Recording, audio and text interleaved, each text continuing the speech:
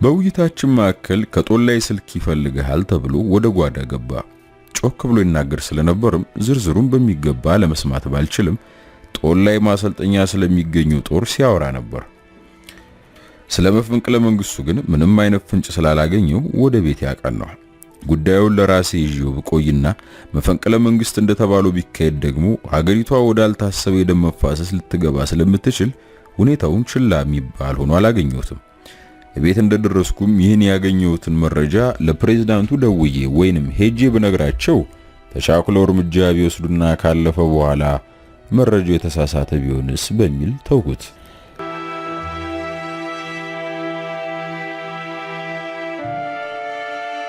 ጠዋት ወደ ቢሮዬ ሲሄድ አጃቢዎቼ መኖሪያቸው ደርግ ጽሕፈት ቤት ስለነበር ቅዳሜ ምሽት ጄኔራሎቹ እንደተገደሉ ይነግሩኛል። እኔም ቀጠሮ ለዛሬ ስለሆነ የምትሉት እውነት ሊሆን አይችልም ስላቸው ጉዳዩን ባይናቸው ያዩና በቦታውም ኮሎኔል ተስፋዬ እንደነበር አረጋገጡልኝ። ቢሮ እንደገባውም ልዩ ረዳቴ በጄኔራሎቹ ላይ ቅዳሜ ማታ እርምጃ እንደተወሰደ ደግሞ ነገረኝ። ይህን ሰምቼ በማሰላሰል ላይ ያለው ፕሬዝዳንቱ በኢንተርኮም ይጠሩኛል።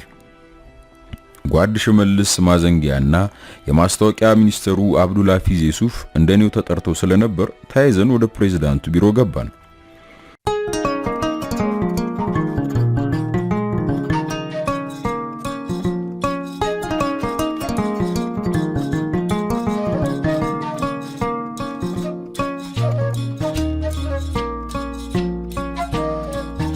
ዛሬ ግንቦት 8 2017 ዓመተ ምህረት ነው በእኛ ኢትዮጵያውያን አቆጣጠር። ልክ የዛሬ 36 ዓመት በግንቦት 8 ቀን 1981 ዓመተ ምህረት ላይ በወቅቱ በሀገሪቱ የነበሩ እጅግ ጉምቱና የረጅም ጊዜ ልምድ የነበራቸው የጦር አዛዥ መኮንኖችና ጄኔራሎች በሊቀመንበር መንግስቱ ኃይለማርያምና ለሳቸው ታማኝ በሆኑ ወይም በደርጉ በዋናነት አስተዳደርና መንግስት ላይ የመፈንቅለ መንግስት ሙከራ ካደረጉና ያም የመፈንቅለ መንግስት ሙከራ እንግዲህ የከሸፈው ሙከራ ያ የሆነበት ዛሬ እንግዲህ 36ኛ ዓመቱን ይዟል ማለት ነው። የመፈንቅለ መንግስት ሙከራውም የኋላው አላማረም። እጅግ ደም አፋሳሽ በሆነ ሀገሪቱ አሉኝ የምትላቸው የጦር መኮንኖችን በሞት በግድያ ራሳቸውንም ያጠፋሉ፣ ለስርም የተደረጉ ጥቂቶች አሉ። እነሱን ያጣችበት እጅግ ፊልም የመሰለ ታሪክ ከሚባሉ እንግዲህ ቅርብ ዓመታት የሀገሪቱ ታሪክ ውስጥ አንዱ ነው። በወቅቱ እንግዲህ ከኮሎኔል መንግስቱ ኃይለማርያም ቀጥሎ ምክትል ፕሬዝዳንት የነበሩት ኮሎኔል ፍስሐ ደስታ ወቅቱን ያስታውሱታል። በእርግጥ ኮሎኔል ፍስሐ ደስታ የዛሬ 9 ዓመት ገደማ አብዮቱና ትዝታ የሚል በደንብ የተሰነደ መጽሐፋቸውን በፀሐይ አሳታሚ በኩል አድርሰውም ለንባብ አብቅተዋል። ስለሆነም የግንቦት 8981 መፈንቅለ መንግስት ሙከራ ተከትሎ ያን ፊልም የመሰለ ክስተት ምክትል ፕሬዝዳንቱ ኮሎኔል ፍስሐ ደስታ እንደሚከተለው አስታውሰውታል። ለዛሬ ታሪካችን ክፍል ወይም ዳሰሳ ያመረጥን። መልካም ጊዜ።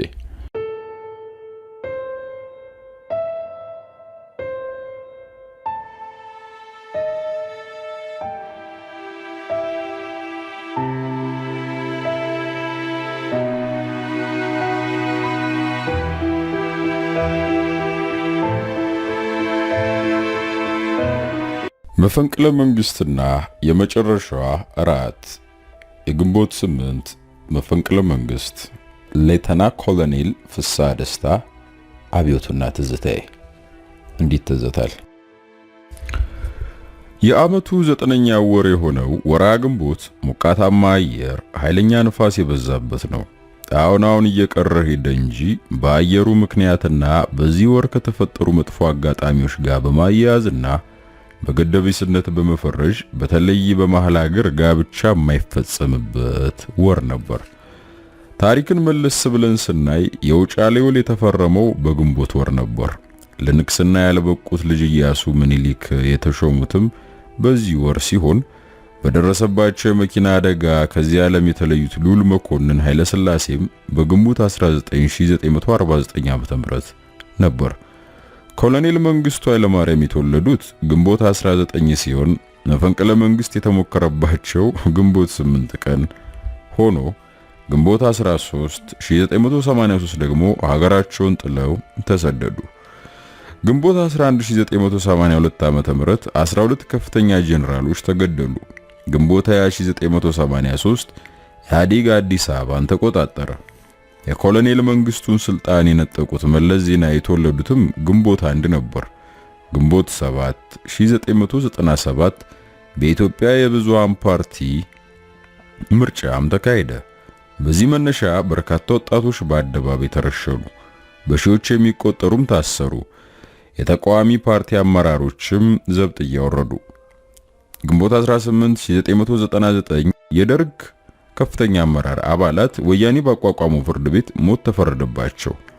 ግንቦት 24 2003 ደግሞ የሞት ፍርዱ ወደ ዕድሜ ልክ ተለወጠ። እነዚህ እውነቶች ለአብነት የገለጽኳቸው እንጂ ጠለቅ ያለ ምርምር ቢደረግ የግንቦትን ወር ከተለያዩ አጋጣሚዎች ጋር በማያያዝ ህብረተሰቡና የታሪክ ጸሐፊዎች የሚያስታውሱት በርካታ ጉዳዮች ይኖራሉ ብዬ አምናለሁ። ሌሎቹ ቀናት እንደተጠበቁ ሆኖ ግንቦት 7 1981 እኔ የተለየ ትዝታ አለኝ። ቀኗ እንደ ሌሎች ቀናት ፀሐያማና ሞቃታማ ሆና ነበር ያለችው። በወቅቱ የመንግስት ሰራተኞች ከሥራ የመውጫ ሰዓት 10 ሰዓት ሲሆን እኔ ግን ከምሽቱ 12 ሰዓትና 1 ሰዓት በፊት የመውጣት ልምድ አልነበረኝም። በዚህ ቀንም ወደ 12 ሰዓት ገደማ የቢሮዬ ስልክ ሲያንቃጭልና ሳነሳው ደዋዩ የቅርብ ጓደኛዬ ሆኖ አገኘሁት። ጓደኛዬም የደወለው ለአንድ ብርቱ ጉዳይ እንደሚፈልገኝና ማምሻው እንድንገናኝ የቀጠሮ ሰዓት እንድንለዋወጥ ነበር። እኔም ወትሮ በምንገናኝበት ስፍራ ፖሊስ ሆስፒታል አጠገብ በሚገኘው የጦር ሰራዊት መኮንኖች ክበብ ከምሽቱ በ1 ሰዓት እንድንገናኝ ቀጠርኩት። ዛሬ ያ ክበብ ፈርሶ 2 ዘመናዊ ፎቆች ተሰርተውበታል። በረፍት ጊዜ ለመዝናናትም ሆነ የድሮ ሰራዊቱ ጓደኞችን ለማግኘት አዘውትር የሚሄደው ወደዚህ የጦር ሰራዊት ክበብ ነበር። ብዙዎቹ መኮንኖች በማናቸውም ጊዜ ሲያገኙኝ ስለራሳቸው ወይም የግል ጉዳያቸው አንስተውብኝ ወይም ጉዳይ እንዲፈጸምላቸው ጠይቀውኝ ስለማያውቁ በጣሙን ይገርመኝ ነበር።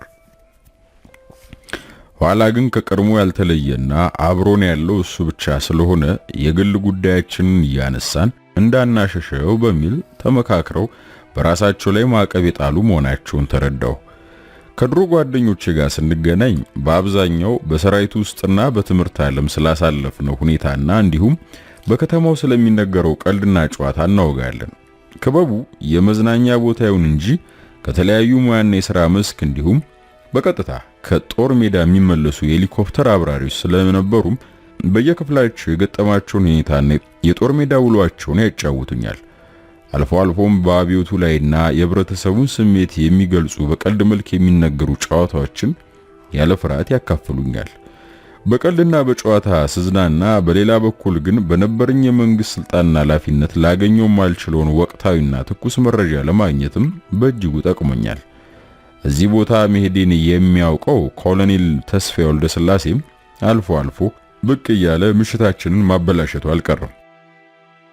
አንዳንዴ ከሚነገረው ቀልድና ጨዋታ ለፕሬዝዳንቱ ማካፈልም አልቀረም። ህብረተሰቡ በተለይ ወዛደሩ ከኛ ጋር ለመሆኑን የከተማው ህዝብም በብሔራዊ ውትድርና ምልመላ፣ ሙስናና በመልካም አስተዳደር እጦት ምክንያት ከኛ እየራቀ መሆኑን ምሁሩም ልቡ ከሸፈተ ቆይቷል ብዬ ያገኘሁትን መረጃ ከአንዴም ሁለቴ ስነግራቸው የማንም ምሁር የሚጠቀጠቃችሁን አምጥታችሁ አትንገሩኝ፣ ገበሬውም ወዛደሩም ከኛ ጋር ነው በማለት ከተቆጡ በኋላ እርግፍ አድርጌ ትቼዋለሁ። ፕሬዝዳንቱ ሐቁን ለመስማት የማይፈልጉት በየማዕከላዊ ኮሚቴ ስብሰባ የየክልሉ አንደኛ ጸሐፊዎች ህዝቡ ከኛ ጋር ነው፣ በሊቀመንበሩ የሚሰጠው መመሪያ ተዘጋጅቶ በመጠባበቅ ላይ ይገኛል እያሉ በሚያሰሟቸው ውዳሴ ከንቱ ተሸንግለውና ተታለው መሆኑ ይገባኛል። ማን መጥፎ ነገር መስማት የሚፈልጋል? ወደ ዋናው ቁም ነገር ይልመለስና ግንቦት 7 ቀን ከምሽቱ 1 ሰዓት በቀጠሮዬ መሰረት ጦር ሰራዊት ክበብ ሄድኩኝ። እዛ እንደደረስኩ ጓደኛዬ ሎትሮ ከምንቆምበት ጥር ስር ነገር ግን ባልተለመደ ሁኔታ ብቻውን ቆሞ አገኘሁት። ሰላምታ ተለዋውጠን ለምን እዚህ በአስቸኳይ እንደፈለገኝ ጠየቅኩት። ቀደም ብዬ እንዳልነግር ስብሰባው ያለቀውና እኔም የሰማሁት ዛሬ ከሰዓት በኋላ በመሆኑ ነው ሲል ንግግሩን ጀመረ። በመቀጠልም በነገው ዕለት ፕሬዝዳንት መንግስቱ ወደ ውጭ ሀገር ሲሄዱ በነ ጄኔራል ፋንታ በላይ የሚመራ መፈንቅለ መንግስት ይካሄዳል። መፈንቅለ መንግስቱም በተለይ ኤርትራ ባለው ጦር ሙሉ ድጋፍ እንዳለው ታውቋል ሲል ይገልጽልኛል። በዚህ መካከል የውሃሰ ምክትል አዛዥ ሆነው ሜጀር ጀነራል ቁምላቸው ደጀኔ ከክበቡ ወጥቶ 10 ሜትር ያህል ረቃ ወደ ቆመችው መኪና በማምራት በሩን በመክፈት በዚህ መካከል እንግዲህ ኤርትራ የነበረው የውሃሰ ወይንም የሁለተኛ ቤታዊ ሰራዊት ምክትል አዛዥ የሆነው ሜጀር ጀነራል ቁምላቸው ደጀኔ ከክበቡ ወጥቶ 10 ሜትር ያህል ረቃ ወደ ቆመችው መኪና በማምራት በሩን በመክፈት ላይ ያለ ሰላም ሊለን ፈልጎ ወደኛ ሲመለከት እንዳላየሁት ሆኜ ጨዋታዬን ስለቀጠልኩ መኪናውን አስነስቶ ሄደ። ከኤርትራ ከመጣ ቆይቶ ይሁን ወይም ለዚህ ጉዳይ መጣ ባለማወቄ ግን በአእምሮ የተለየ ሐሳብ መመላለሱ አልቀረም። በኢትዮጵያ የመፈንቅለ መንግስት ሴራ እየተካሄደ ነው እየተባለ ለዓመታት ሲወራ ነበር። አፍሪካ ኮንፊደንሻል የተባለ በእንግሊዝ ሀገር የሚታተም የመረጃ ነክ ጋዜጣም በተደጋጋሚ የአየር ኃይሉ ዋና አዛዥ ጀነራል ፋንታ በላይ በመፈንቅለ መንግስቱ ሴራ እንደሚጠረጠሩ የጻፈውንም አንብቤያለሁ። ነገር ግን የሰራዊቱ አወቃቀር በሶስትዮሽ ማለትም በአዛዥ የፖለቲካ ካድሬና በወታደራዊ ደህንነት የተዋቀረ ስለሆነ ሶስቱም አካላት ካላበሩና ካልተስማሙ በስተቀር መፈንቅለ መንግስቱ በአዛዦች ብቻ ሊካሄድ አይችልም። እነዚህ ሶስት አካላት ደግሞ በሂደትም እንደታየው እርስ በርሳቸው የሚናቆሩና የሚጠላለፉ ነበሩ። በተለይ ካድሬውና ደህንነቱ በአዛዦች ላይ ክትትል የሚያደርጉ ስለሆነ በምንም አይነት መንገድ ሶስቱም ስምምነት ይኖራቸዋል ብሎ ለመገመት ያስቸግራል። የመፈንቅለ መንግስቱን ወሬ ጓደኛዬ ለመስማትና በእርግጠኝነት ለመናገር ከቻለ የሀገሪቱ የደህንነት መስሪያ ቤት በሴራው ተካፋይ ካልሆነ በቀር እንዴት እስካሁን ሊደረስበት አልቻለም? ጉዳዩ ላይ ደርሶበት ለፕሬዝዳንቱ ነግሮ ከወደ ደግሞ ፕሬዝዳንቱ ይህን ከፍተኛ ጉዳይ ጥለው ወደ ውጭ ጉብኝት አይሄዱም። እነዚህም በሐሳቤ እያነሳውና እየጣልኩ ጓደኛዬን የመረጃውን እርግጠኛነት ደጋግሜ ጠየቅኩት። ጓደኛዬን በሚገባ ማረጋገጡን ገልጾ እኔ የጓደኝነቴንና የወዳጅነት ኃላፊነቴን ተወጥቻለሁ፣ ከዚህ በኋላ ያለው እኔን አይመለከትም ሲል መለሰልኝ። ጓደኛዬ ቅም ቢሆንም በትንሽ ነገር ስለሚቆጣና ስለሚናደድ የ28 ዓመት ጓደኛዬን ላለማስቀየም ጥያቄዎችን በእንጥልጥል ትቼ ተለያየን። ተጨማሪ ፍንጭ ለማግኘት በማሰብም ወዳጅና ጎረቤት ወደ ነበረው ወደ ሜጀር ጀነራል ስዩም መኮንን ቤት አመራው። ጀነራል ስዩም መኮንን ለረጅም ዓመታት በሰራዊቱና እንዲሁም በደርግ ጽሕፈት ቤት በመረጃ መኮንንነት ሰርቷል። በዚህ ወቅት ደግሞ የብሔራዊ አብዮታዊ ዘመቻ መምሪያ ዋና ጸሐፊ ስለነበር በግልጽ ባይነግረኝም ከሁኔታው አንዳንድ ነገሮች ማንበብ ይችል ይሆናል የሚል ግምት ነበረኝ። ጀነራል ስዩም እቤቱ ስለነበረ ሰላምታ ከተለዋወጥም በኋላ ስለ ቀኑ ውሎና ስለ ሀገራችን ሁኔታ አንስቼ ለመወያየት ስሞክር ከፊቱ በጣም የመዳከምና የመሰላሸት ሁኔታ ነበርኩ። በውይይታችን መካከል ከጦላይ ስልክ ይፈልጋል ተብሎ ወደ ጓዳ ገባ። ጮክ ብሎ ይናገር ስለነበርም ዝርዝሩን በሚገባ ለመስማት ባልችልም ጦላይ ማሰልጠኛ ስለሚገኘው ጦር ሲያወራ ነበር። ስለ መፈንቅለ መንግስቱ ግን ምንም አይነት ፍንጭ ስላላገኘው ወደ ቤት ያቀናው። ጉዳዩን ለራሴ ይዤው ብቆይና መፈንቅለ መንግስት እንደተባለው ቢካሄድ ደግሞ ሀገሪቷ ወዳልታሰበ የደም መፋሰስ ልትገባ ስለምትችል ሁኔታውን ችላ የሚባል ሆኖ አላገኘሁትም። ቤት እንደደረስኩም ይህን ያገኘሁትን መረጃ ለፕሬዝዳንቱ ደውዬ ወይንም ሄጄ በነግራቸው ተቻኩለው እርምጃ ቢወስዱና ካለፈ በኋላ መረጃው የተሳሳተ ቢሆንስ በሚል ተውኩት። ይህን ሐሳብ ሳውጣና ሳወርድ ታህሳስ 1953 የነበረ አንድ ሁኔታ ትዝ አለኝ። የክቡር ዘበኛ ሰራዊት መፈንቅለ መንግስት ለማድረግ እየተንቀሳቀሰ መሆኑን በወቅቱ የገንዘብ ሚኒስትር የነበሩት አቶ መኮንን ሀብተወልድ መረጃ ያገኛሉ። ንጉሱ ወደ ብራዚል ለጉብኝት ለመሄድ ልደታ በነበረው የአውሮፕላን ማረፊያ ሲደርሱ ጀነራል መንግስቱ ነዋይና እነ ኮሎኔል ወርቅነህ ንጉሱ ከሄዱ በኋላ መፈንቅለ መንግስት እንደሚያካሂዱ ያገኙትን መረጃ ለንጉሱ ይነግሯቸዋል። ንጉሱም ምቀኛ፣ እነዚህን ታማኝ ልጆች ልታጠፋቸው ነው የምትፈልገው በማለት ተቆጥተው ወደ አውሮፕላናቸው ገቡ። አቶ መኮንን ሀብተወልድ እንዳሉትም መፈንቅለ መንግስቱ ተካሄደ። እሳቸውም ከሌሎች የንጉሱ ባለስልጣናት ጋር በእነ መንግስቱና ገርማሜ ነዋይ ተረሸኑ። እኔም ይህን በአብዮት ውስጥ ከገጠሙኝ ሁሉ በጣም ከባድና ፈታኝ የሆነውን ጉዳይ እንዴት እንደማድረግ ካሰላሰልኩ በኋላ ጉዳዩን በሄደር ለማየት ወሰንኩ። ግንቦት 7 ምሽት ለግንቦት 8 ቦታውን ለቀቀ። የመንግስት ስራ የመጀመሪያ ሰዓት ከጠዋቱ 2 ሰዓት ቢሆንም የኔ የሥራ መግቢያ ሰዓት ግን ከጠዋቱ 1 ሰዓት አካባቢ ነበር። ግንቦት 8 1981 ፀሐይዋ በጣም ደምቃ ወጣለች። በዚህ ቀን ወደ ቢሮ ያቀናሁት ለወትሮ በመሄድበት ከቦሌ ወደ ቤተ መንግስት ባለው መንገድ ሳይሆን ከቦሌ በመከላከያ ሚኒስቴር ጀርባ በቸርችል ጎዳና በማስታወቂያ ሚኒስቴር በጊዮርጊስ ወደ 4 ኪሎ ነበር ያመራሁት። መንግስት ምክር ቤት እንደደረስኩም ባለፍኩባቸው መንገዶችም ሆነ በምክር ቤት አካባቢ ከወትሮ የተለየ አንዳች እንቅስቃሴ አላየው። በዚያን ቀን ፕሬዝዳንት መንግስቱ በወታደራዊ መሳሪያና ትጥቅ ለመጠየቅ ወደ ምስራቅ ጀርመን GDR ለመጓዝ ከቦሌ አውሮፕላን ማረፊያ የሚነሱት ከቀኑ በ6 ሰዓት ስለነበር እኔም እሳቸውን ለመሸኘት 5 ሰዓት ተኩል አካባቢ ወደ ቦሌ ያመራው። ከጥቂት ደቂቃዎች በኋላ የአዲስ አበባ ፖሊስ አዛዥ ብርጋዴር ጄኔራል ያደቴ ጉርሙና የሀገሩ ውስጥ ጉዳይ ሚኒስትሩ ኮሎኔል ተስፋዬ ፊት ለፊት እየመሩ ፕሬዝዳንት መንግስቱ ቦሌ አውሮፕላን ማረፊያ ደረሱ። ፕሬዝዳንቱ ከመድረሳቸው በፊት ፕሬዝዳንቱን ለመሸኘት የፖሊት ቢሮ አባላት ከፊት፣ ሚኒስትሮችና የኃይል አዛዦች ደግሞ ከኛ ኋላ ተሰልፈዋል። ዞር ብዬ ወደ ኋላ ስመለከት በአጋጣሚ ጎን ለጎን ቆመው ከነበሩት ከጄኔራል ፋንታ በላይና ከጄኔራል አማ ደስታ ጋር አይን ላይን ስንገናኝ ሁለቱም እጃቸውን አንስተው ሰላም ሲሉኝ እኔም አጸፋው መለስኩ። ሁለቱንም ለመጨረሻ ጊዜ ያዩአቸው በዚያች ሰዓት ነበር። ፕሬዝዳንቱ የክቡር ዘቡን ሰላምታ ተቀብለውና ጎብኝተው ወደ አውሮፕላናቸው ከመግባታቸው በፊት ቆም ብለው የመከላከያ ሚኒስትሩን አነጋግረው ነበር።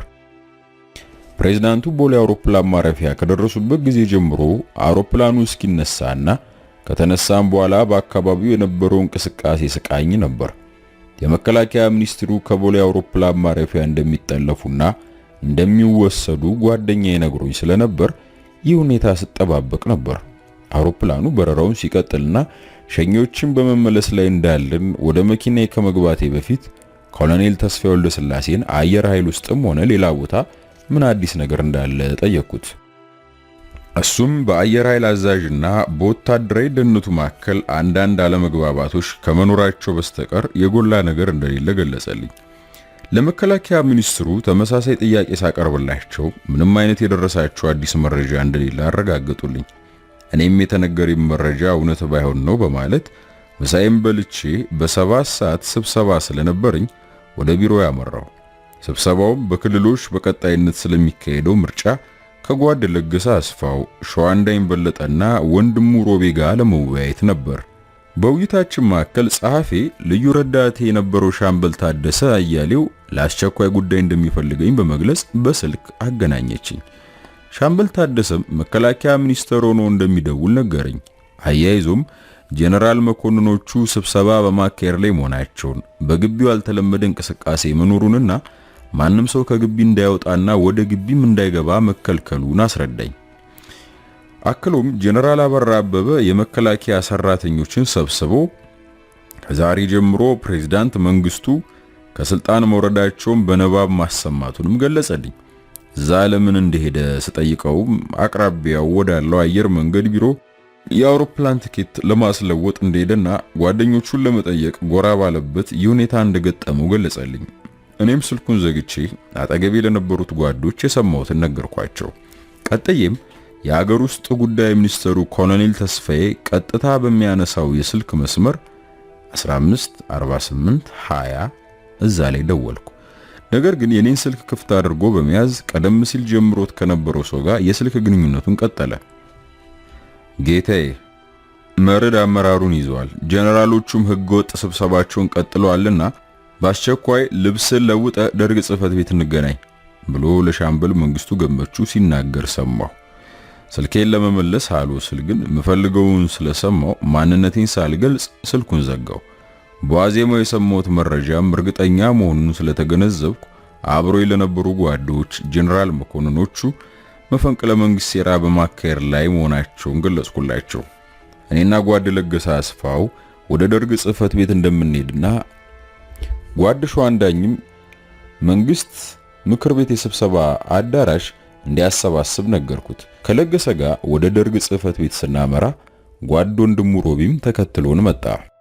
ደርግ ጽህፈት ቤት ደርሰን ያመራ ነው ወደ ብሔራዊ አብዮታዊ ዘመቻ መምሪያ ነበር። እዚያ ስንደርስ ግን ያ ሞቅ ደመቅ ያለ ሰፈር ድሮ ከማቀይ ክብር ዘበኛ ወታደር በቀር አንድም ሰው የሌለበት ሆና ሆኖ አገኘ ነው።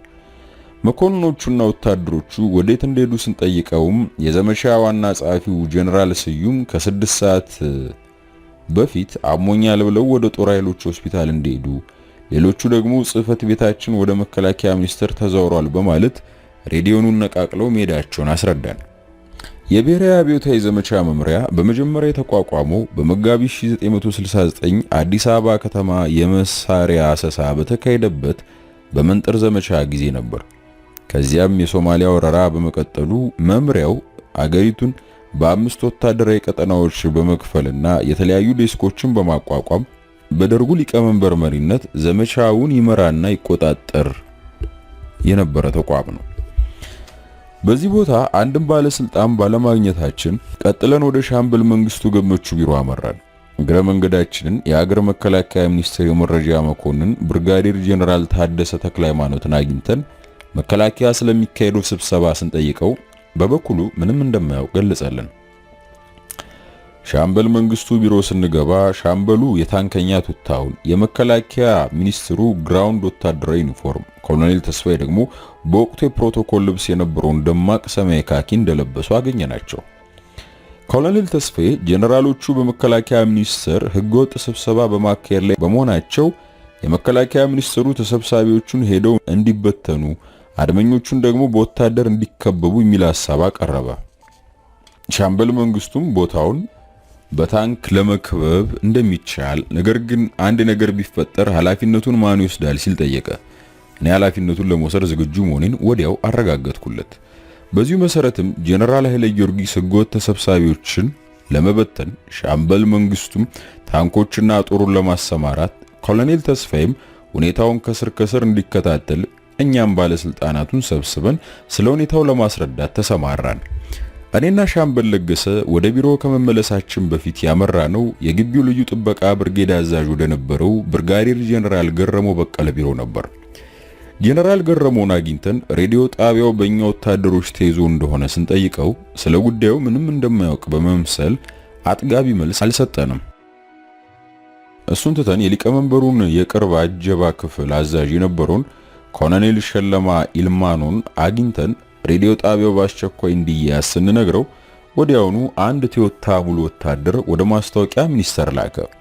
መስሪያ ቤቱ ይጠበቅ የነበረው በፖሊሶች ሲሆን የጥበቃ ኃላፊ መኮንን መከላከያ ሚኒስቴር ለስብሰባ ሄዶ ስላልተመለሰ የተላኩት ወታደሮች ያለ አንዳች ችግር ግቢውን ተቆጣጠሩት። መኪናዬ ውስጥ በነበር የመገናኛ ሬዲዮ የሚካሄደውን እንቅስቃሴ ይከታተል ስለነበር ከቤተ መንግስት የተላኩት ታንኮች የሀገር መከላከያ ሚኒስቴር መስሪያ ቤትን ከበው ቦታ ቦታ መያዛቸውን የታንከኛው አዛዥ ለሻምበል መንግስቱ ሪፖርት ሲያደርግ ሰማሁት። መንግስት ምክር ቤት በራፍ ላይ እንደቆምን የአየር ኃይል ሚግ ተዋጊ አውሮፕላን በፕሬዝዳንቱ መኖሪያ ቤትና በመንግስት ምክር ቤት ላይ እያጓራ ወደ እንጦጦ አቅጣጫ በረረ። እዛው እንደቆምን ወደ መከላከያና ልደታ አካባቢ ስንመለከት ደግሞ ሄሊኮፕተሮች ሲያንዣብቡ አየን።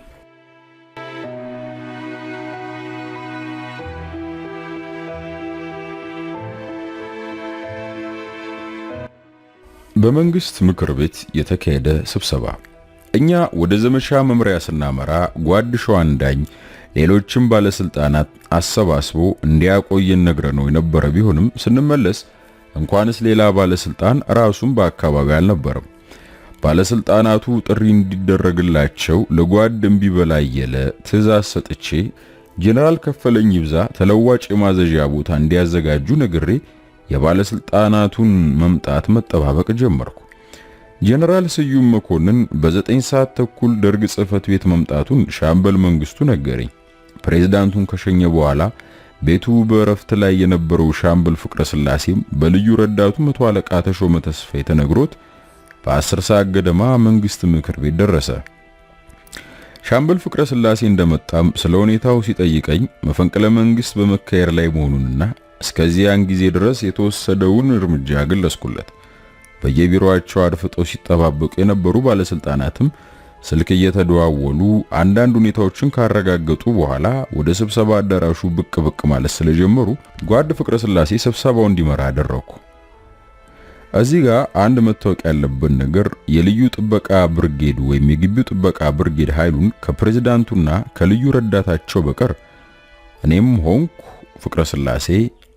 ፍቅረ ስላሴም ሆነ እኔ ማዘዝ አንችልም። ስብሰባችን እንደጀመርን በመከላከያ ሚኒስቴር አካባቢ ክትትል ሲያደርግ የነበረው ኮሎኔል ተስፋዬ በድንገትና በተደናገጠ ሁኔታ ስብሰባችን ተቀላቀለ። በመከላከያ ግቢ ጀነራል አበራ አበበን አግኝቼው ምን እየተሰራ መሆኑን ስጠይቀው ጉዳዩን ታውቀው የለም እንዴ ብሎኝ ወደ ስብሰባ አዳራሽ ተመልሶ ገባ።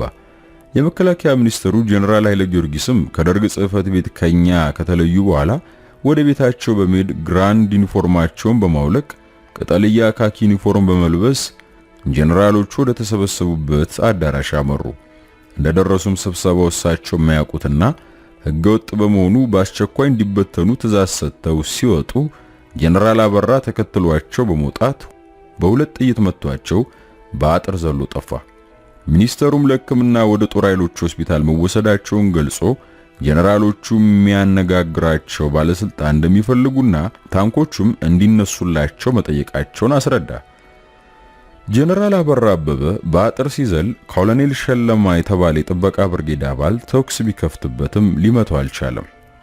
ጀነራል አበራ አጥሩን ዘሎ አጠገቡ ወደሚገኘው ፓፓሲኖስ ሕንጻ በመግባት ሊፍት ውስጥ ያገኘውን ሰው በሽጉጥ በማስፈራራት ልብሱን አስወልቆ ከለበሰ በኋላ ታክሲ ተሳፍሮ ማምለጡ በኋላ ታውቋል። ሻምበል ፍቅረ ስላሴ የኮሎኔል ተስፋዬ ገለጻን ካደመጠ በኋላ ተሰብሳቢዎቹን ሳይጠይቅ ስለምን ጉዳይ እንደሚወያዩ ሳይገልጽላቸው በ10 ሰዓት ገደማ ወደ ቢሮ የመጣውንና ግራ የተጋባው ኮሎኔል ደበላ ዲንሳ ከኮሎኔል አዲስ ተርላ ጋር ወደ ጄኔራሎቹ እንዲሄዱ አዘዛቸው። እነሱም ያለ አንዳች ማንገራገር ተነስተው ሄዱ። ኮሎኔል ኋላም ጄኔራል የሆነው አዲስ ተርላ እናም ደበላ ዲንሳ የመፈንቅለ መንግስት ሞካሪዎችን ለማነጋገር ወደ ሀገር መከላከያ ሚኒስቴር እንዲሄዱ የአየር ኃይል ምክትል አዛዥ ብርጋዴር ጄኔራል ሰለሞን በጋሻውን ስልክ ደውዬ አነጋገርኩት። ብርጋዴር ጄኔራል ሰለሞን ጋር ቀደም ብለን የምንተዋወቅ ሲሆን በተለይ በ1980 ለፓርቲ ግምገማ ደብረ ዘይት በቆየባቸው ቀናት ስለ ሀገሪቱ ሁኔታ በርካታ ጉዳዮች በተለይም የኤርትራና የትግራይ ጦርነትን እያነሳን ብዙ ተወያይተን በአንዳንድ ጉዳዮችም የሐሳብ መግባባት ነበርን። ብርጋዴር ጄኔራል ሰለሞንን ተዋጊ አውሮፕላን በአዲስ አበባ በጠራራ ፀሐይ ማብረሩ ህዝቡን ከማስፈራራት ባሻገር ውጤት ያለው አይመስልኝምና ይህን ባትደጋግም መልካም ነው ስልም ገለጽኩለት። እሱም ካሁን በኋላ የምንሰጣችሁ የግማሽ ሰዓት ጊዜ ነውና እናንተም ወስኑ በማለት መለሰልኝ። እኔም ሁለት ከፍተኛ ባለስልጣናት መከላከያ ሄደው በመነጋገር ላይ ስለሆኑ እንደተመለሱ ውሳኔውን እገልጽልሃለሁ በማለት ተለያየን። ለሥራ ጉዳይ አዲስ አበባ የነበረው በወቅቱ የኤርትራ አስተዳዳሪና የጦሩ የበላይ አዛዥ ሌተና ጄኔራል ተስፋዬ ገብረ ኪዳን የመፈንቅለ መንግስቱ ሁኔታ አንድ ወዳጁ ቤት ሆኖ በስልክ ሲከታተል ከቆየ በኋላ አማጺያኑ ቀን የጎደለባቸው መሆኑን ገምግሞ የኛን ስብሰባ ተቀላቀለ። እንደመጣም አስመራ መፈንቅለ መንግስት በማካሄድ ላይ ያሉት በእኔ ስም እየተጠቀሙ መሆኑን ደርሼበታለሁ፣ ምን ዓላማ እንዳላቸው አልገባኝም በማለት እኛ ሳንጠይቀው መናገሩን ሲቀጥል ሁላችንም ግራ ተጋባን። መፈንቅለ መንግስቱን ያካሄዱት ጄኔራሎች ናቸው ስለተባለ ማንም ጄኔራል ካለኔ ፈቃድ መንግስት ምክር ቤት እንዳይገባ አዝዤ ነበር። ጄኔራል ተስፋዬ ለመግባት ሲሞክርም ዘቦቹ አስነግረውት ስለነበር ማን ነው እኔ እንዳልገባ የከለከለው የሚል ጥያቄም አነሳ። በመቀጠልም ለመሆኑ ታንኮቹ ማን ነው እንዲንቀሳቀሱ ያዘዛቸው? አስነሱልን ካሉ ደግሞ ለምን አያነሱላቸውም ብሎ ለመከራከርም ሞከረ። ፍቅረ ስላሴና ጄኔራል ተስፋዬ ወትሮንም ስለማይስማሙ ፍቅረ ስላሴ መልስም ሆነ አስተያየት ከመስጠት ተቆጠበ። እኔም በመጀመሪያ አንተ ተመጣለ ተብሎ የተሰጠ ትዕዛዝ ሳይሆን መፈንቅለ መንግስት ያካሄዱት ጄኔራሎች ስለሆኑ የሰጠው ትዕዛዝ ነው። ታንኮቹ እንደሄዱ ያዘዝኩትም እኔ ነኝ። አድመኞቹ ስለጠየቁም አይነሱም ብዬ መለስኩለት። ወደ መከላከያ ሄደው የነበሩት ሁለት ጓዶችም ያነጋገሯቸው ሜጀር ጄኔራል ምርር ንጉሴ፣ ሜጀር ጄኔራል ኃይሉ ገብረ ማርያምና ሪር አድሚራል ተስፋዬ ብርሃኑ መሆናቸውን ገለጹ። አያይዞም ጥያቄው ከኛ የመጣ ሳይሆን የጦሩ ጥያቄ ነው። ጉዳዩ በድርድር የሚፈታ ሳይሆን ያለቀለት ስለሆነ ከዚህ በመቀጠል በአመራሩ ላይ ያሉትን የፓርቲና የመንግስት አባላት በቁጥጥር ስር ለማዋል የሚንቀሳቀሱ መሆናቸውን እንደገለጹላቸው አስረዱ። ሁለቱም መልእክተኞች ለማግባባት ቢሞክሩም ፈጽሞ ተቀባይነት አላገኙ። ጄኔራል አዲስ ተርላም እነሱ ለአንድ ሰው ብላችሁ ችግር ውስጥ ባትገቡ ጥሩ ነው ስላሉ የሚያሳየው ፍላጎታቸው አንድ ሰው ላይ ብቻ ያተኮረ መሆኑን ነው በሚል የነሱን ሐሳብ በመደገፍ መልክ አድርጎ ተናገረ። ጀነራል አዲስ ይህን ሐሳብ ሲሰነዝር ይበልጥ ጉዳዩ ግልጽ እንዲሆንልኝ በማሰብ ጓድ ደበላን ስለ ሰዎቹ አስተሳሰብ በድጋሚ ስጠይቀው ወስነው እንደጨረሱና በእኛ ላይ ደግሞ እርምጃ ለመውሰድ የቆረጡ መሆናቸውን አረጋገጠልኝ። ከዚህ በኋላ የሀገርና የመንግስት ጉዳይ ብቻ ሳይሆን የግል ሕይወትንም የማዳን ጥያቄ እንደነበር ግልጽ ሆነ። እዚህ ቁጭ ብለን ከምንነታረክም በአስቸኳይ ደርግ ጽሕፈት ቤት ወደሚገኘው ዘመቻ መምሪያ ተንቀሳቅሰን እዛውንም ብንወያይና አመራር ብንሰጥ ይሻላል የሚል ሐሳብ አቅርቤ ተሰብሳቢዎቹም ስለተስማሙ ወደ ዘመቻ መምሪያ መራን። ሁለቱ መልእክተኞች ወደ መከላከያ ሚኒስቴር እንደሄዱ በየክፍለ ሀገራቱ ላሉ የኢሰፓ ጸሐፊዎችና እንዲሁም በወታደራዊ ፖለቲካ መምሪያ በኩል ከኤርትራ በስተቀር በእዞችና ኮሮች ለሚገኙ የፖለቲካ ኃላፊዎች ጥንቃቄ እንዲወስዱና ጀነራል መኮንኖችና አዛዦችን በአይነ ቁራኛ እንዲጠብቁ በፍቅረ ስላሴ በኩል ትዕዛዝ ተላልፎ ነበር። በዚሁ መሰረትም ኮረም ላይ ጠቅላይ ሰፈሩን በማድረግ በጀነራል አስራት ብሩ ይታዘዝ የነበረው 605ኛ ኮር የፖለቲካ ኃላፊ የደርግ አባሉ ብርጋዴር ጀነራል ብርሃኔ ገብረ ጊዮርጊስ አዛዡን በሚገባ በመከታተሉ ጀነራሉ ከሴራው ሊተርፍ ችሏል። ጎንደር የነበረው የኢሰፓ አንደኛ ጸሐፊና የደርግ አባሉ ገዛኝ ወርቄ የ603ኛ ኮር አዛዥ ሜጀር ጀነራል ዘውዴ ገብረየስን በመጠራጠሩ መሳሪያቸውን አስፈትቶ በቁጥጥር ስር ስለዋላቸው በሁለቱም በኩል ለጊዜው ስጋት አልነበረም።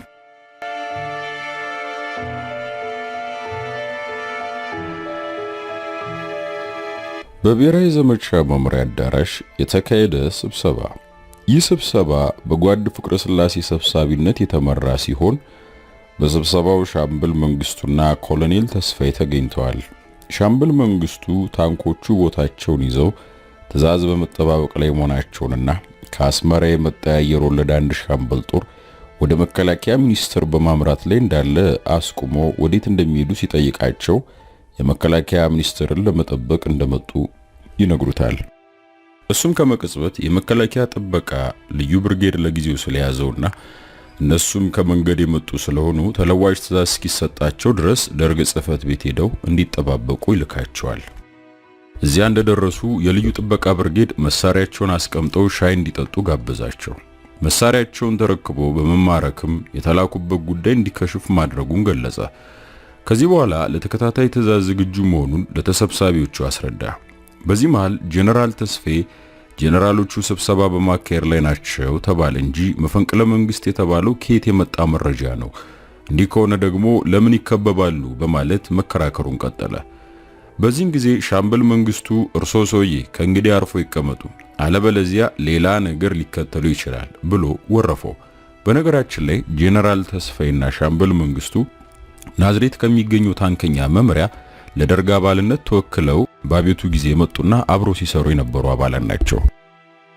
ከመንግስቱ ገመቹ ንግግር በኋላ ከእንግዲህ ወደ ኋላ ማለት ስለማይቻል አንድ አቋም መያዝ አለብን። ይህም ማይቻል ከሆነ ደግሞ የግሌን አቋም ወስዳለሁ። አሁን ጊዜው እየመሸ ነው። ስለዚህ ጀነራሎቹ እጃቸውን እንዲሰጡ በድምጽ ማውጊያ ይጠየቁ።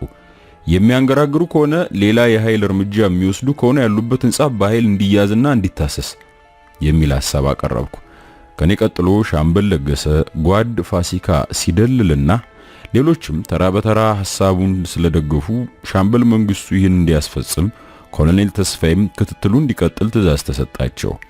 በተጨማሪም ተሰብሳቢዎቹ ሁለት መግለጫ እንዲያዘጋጁ በእኔ የሚመራው ጀነራል ተስፋዬና ጀነራል አዲስ ያሉበት ቡድን ዘመቻውን እንዲመራ ሐሳብ አቅርቤ ጉባኤው ስለተስማማ ወደ የስራችን ተሰማራን። በዚህ ስብሰባ አብዛኞቹ የፖለቲካ ቢሮ አባላት የነበሩ ሲሆን ካሳ ገብሬ ዘግይቶም ቢሆን ክላሹን አንግቶ ሙሉ ትጥቁን ታጥቆ መጣ። በስብሰባው ከነበሩ ሲቪል የቢሮ አባላት በሚያስደንቅ ሁኔታ የተረጋጋና ጠቃሚ ሐሳብ ሲሰጥ ያየሁት ፋሲካ ሲደልል ነበር። ከስብሰባው እንደወጣን ቀደም ብሎ ጀነራል ተስፋዬ ዘመቻው ዋና ጸሐፊ ቢሮ በመግባት በቀጥታ ስልክ ወይም ሆትላይን ከሁአሰ ከሁለተኛው አብዮታዊ ሰራዊት ዋና አዛዥ ከሜጀር ጀነራል ደምሴ ቡልቶ ጋር በኦሮምኛ ሲነጋገር ደረስኩ። ንግግሩ ባይገባኝም አዝማሚያው በአዲስ አበባ ያለው መፈንቅለ መንግስት መክሸፉን የሚያስረዳቸው መሰለኝ። ይህን ግምት ለመውሰድ ያበቃኝም ሁለቱ በመነጋገር ላይ ያሉ በሚቀጥለው ክፍል ከኤርትራ በሚተላለፈው ሬዲዮ ጀነራል ደምሴ ስለ መፈንቅለ መንግስቱ ለጦርና ለኤርትራ ህዝብ መግለጫ ሲያስተላልፉ ስላደመጥኩኝ ነበር። ይህንኑ ለጀነራል ተስፋዬ ስነግረው ኤጋ ኒሲቲሂሜ ከነቦዴ ዱቢኒ ኩኒኬቴ ወይም እንግዲህ እኔ ነግሬሃለሁ ከዚህ በኋላ ያንተ ጉዳይ ነው በማለት ስልኩን ወዲያው ዘጋው። ከፊቱም ደስ የማይል ሁኔታ ይነበብ ነበር። ሻምበል መንግስቱ ወደ መከላከያ ሲያመራ የታንከኛው አዛዥ ኮሎኔል ሽፈራው ደግሞ ሌሎች ታንኮችን በመያዝ ተዋጊ አውሮፕላኖቹ በቀን ካልሆነ በምሽት ስለማይንቀሳቀሱ ደብረዘይት አየር ማረፊያ እንዲቆጣጠርና ሜዳውን እንዲይዝ ታዞ ወደ ደብረዘይት ተነቃነቀ። በተሰጠው ትዕዛዝ መሰረት ሻምበል መንግስቱ መከላከያ ሚኒስቴር ደርሶ በድምጽ ማጉያ ጄኔራሎቹ እጃቸውን እንዲሰጡ ሲጠየቅ አንድ ባንድ እየወጡ ለልዩ ጥበቃ ብርጌድ እጃቸውን ሰጡ። እጃቸውን የሰጡት ጄኔራሎችም ቀድሞ በስልጣን ዘመናቸው በሚሰበሰቡበት የዘመቻ አዳራሽ በቁጥጥር ስር ዋሉ።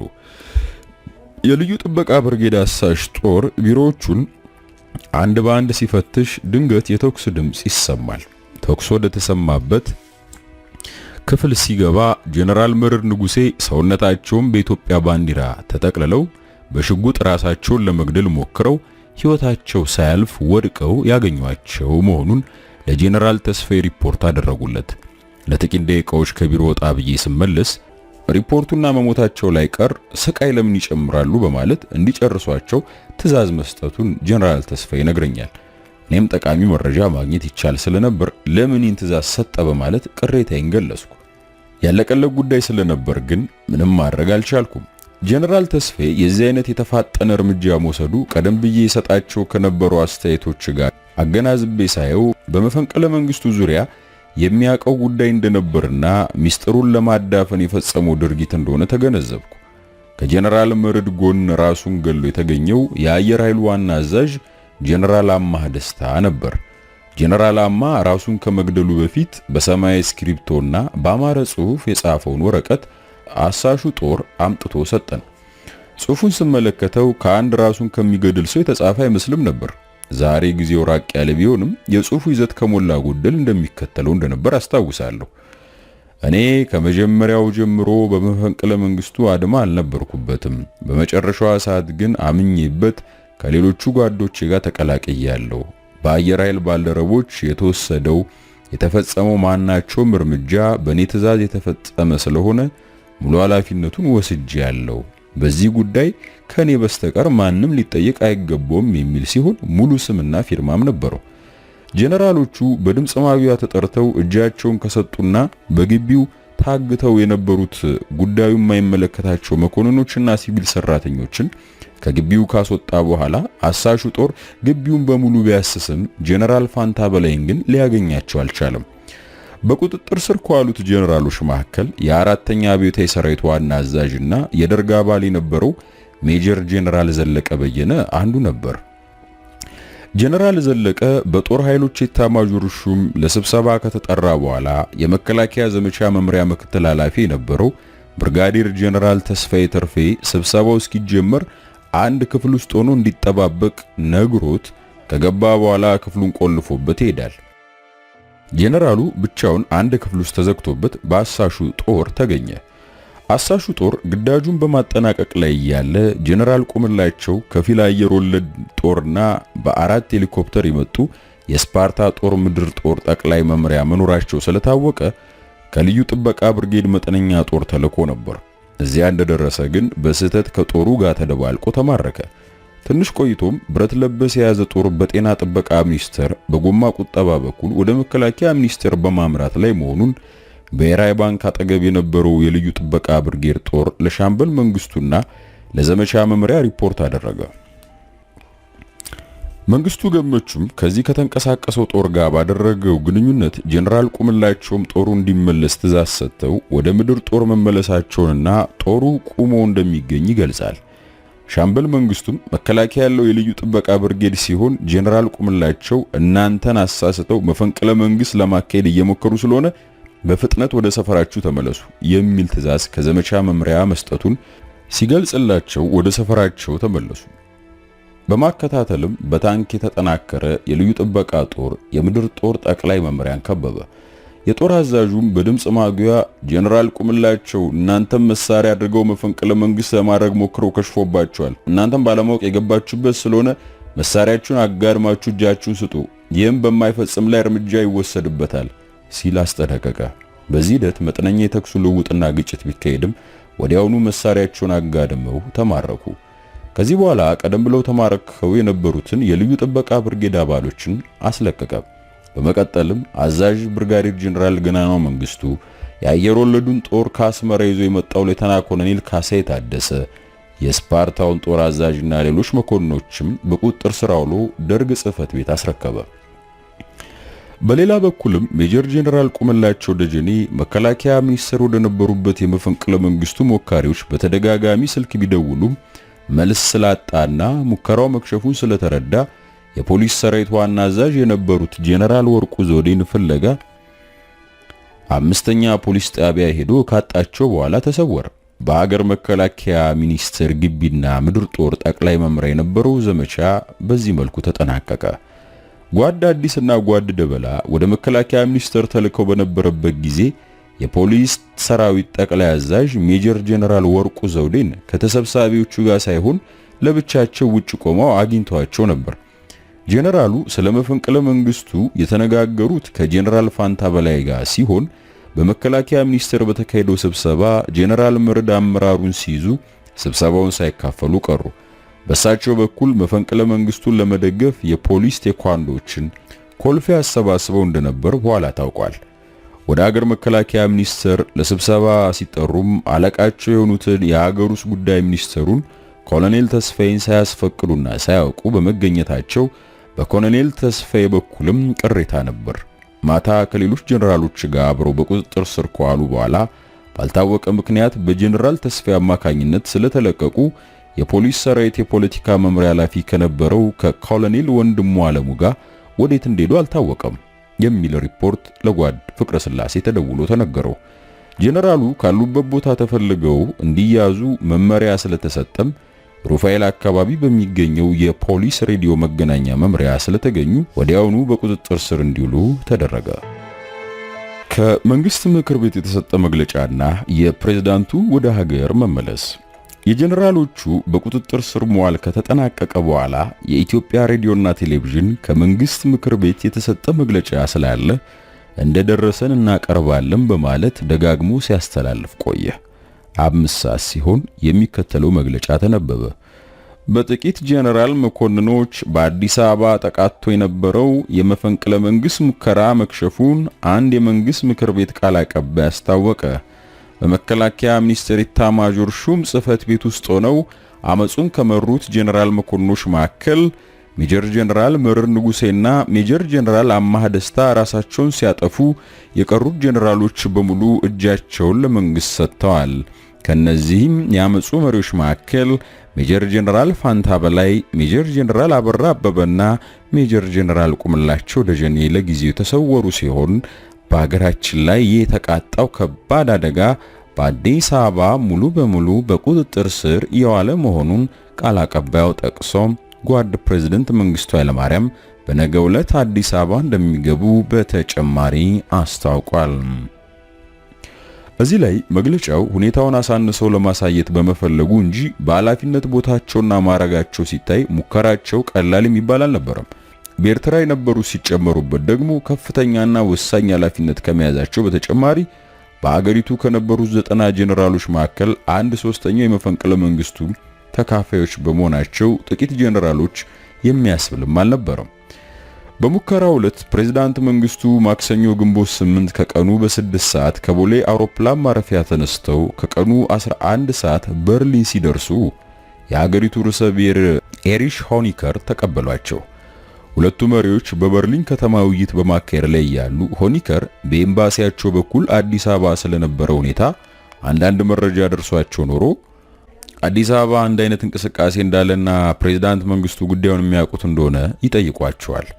ፕሬዝዳንቱ ወደ በርሊን ከመነሳታቸው በፊት ግንቦት 7 1981 ዓ.ም ደርግ ጽሕፈት ቤት አጠገብ ከሚገኙና ባሻውልዴ ሰፈር በተባለው አካባቢ ባሉት ቡና ቤቶች በልዩ ጥበቃ ብርጌድ ወታደሮችና ሲቪሎች መካከል ኃይለኛ አምባጓሮ ተነስቶ የሰው ሕይወት ጠፍቶ ነበር።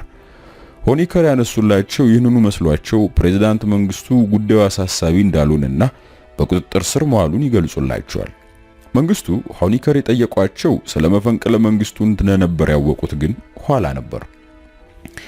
አዲስ አበባ ስለነበረው መፈንቅለ መንግስት ማምሻውን በሚገባ ተመስጥሮ በርሊን በነበሩ የኢትዮጵያ አምባሳደር ኮማንደር ለማ ጉተማ በኩል ተላከ።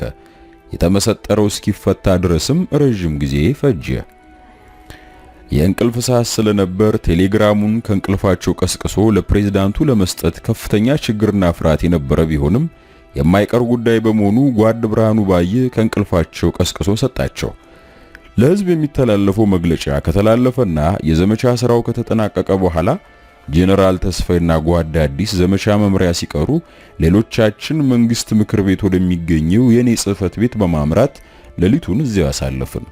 ፕሬዝዳንት መንግስቱን በስልክ ለማግኘት የተደረገው ሙከራ መስመሩ ለረጅም ጊዜ ካስቸገረ በኋላ ሌሊት ወደ 6 ሰዓት ገደማ ሄሎ ፍሳ የሚል የፕሬዝዳንት መንግስቱን ድምጽ ሰማሁ።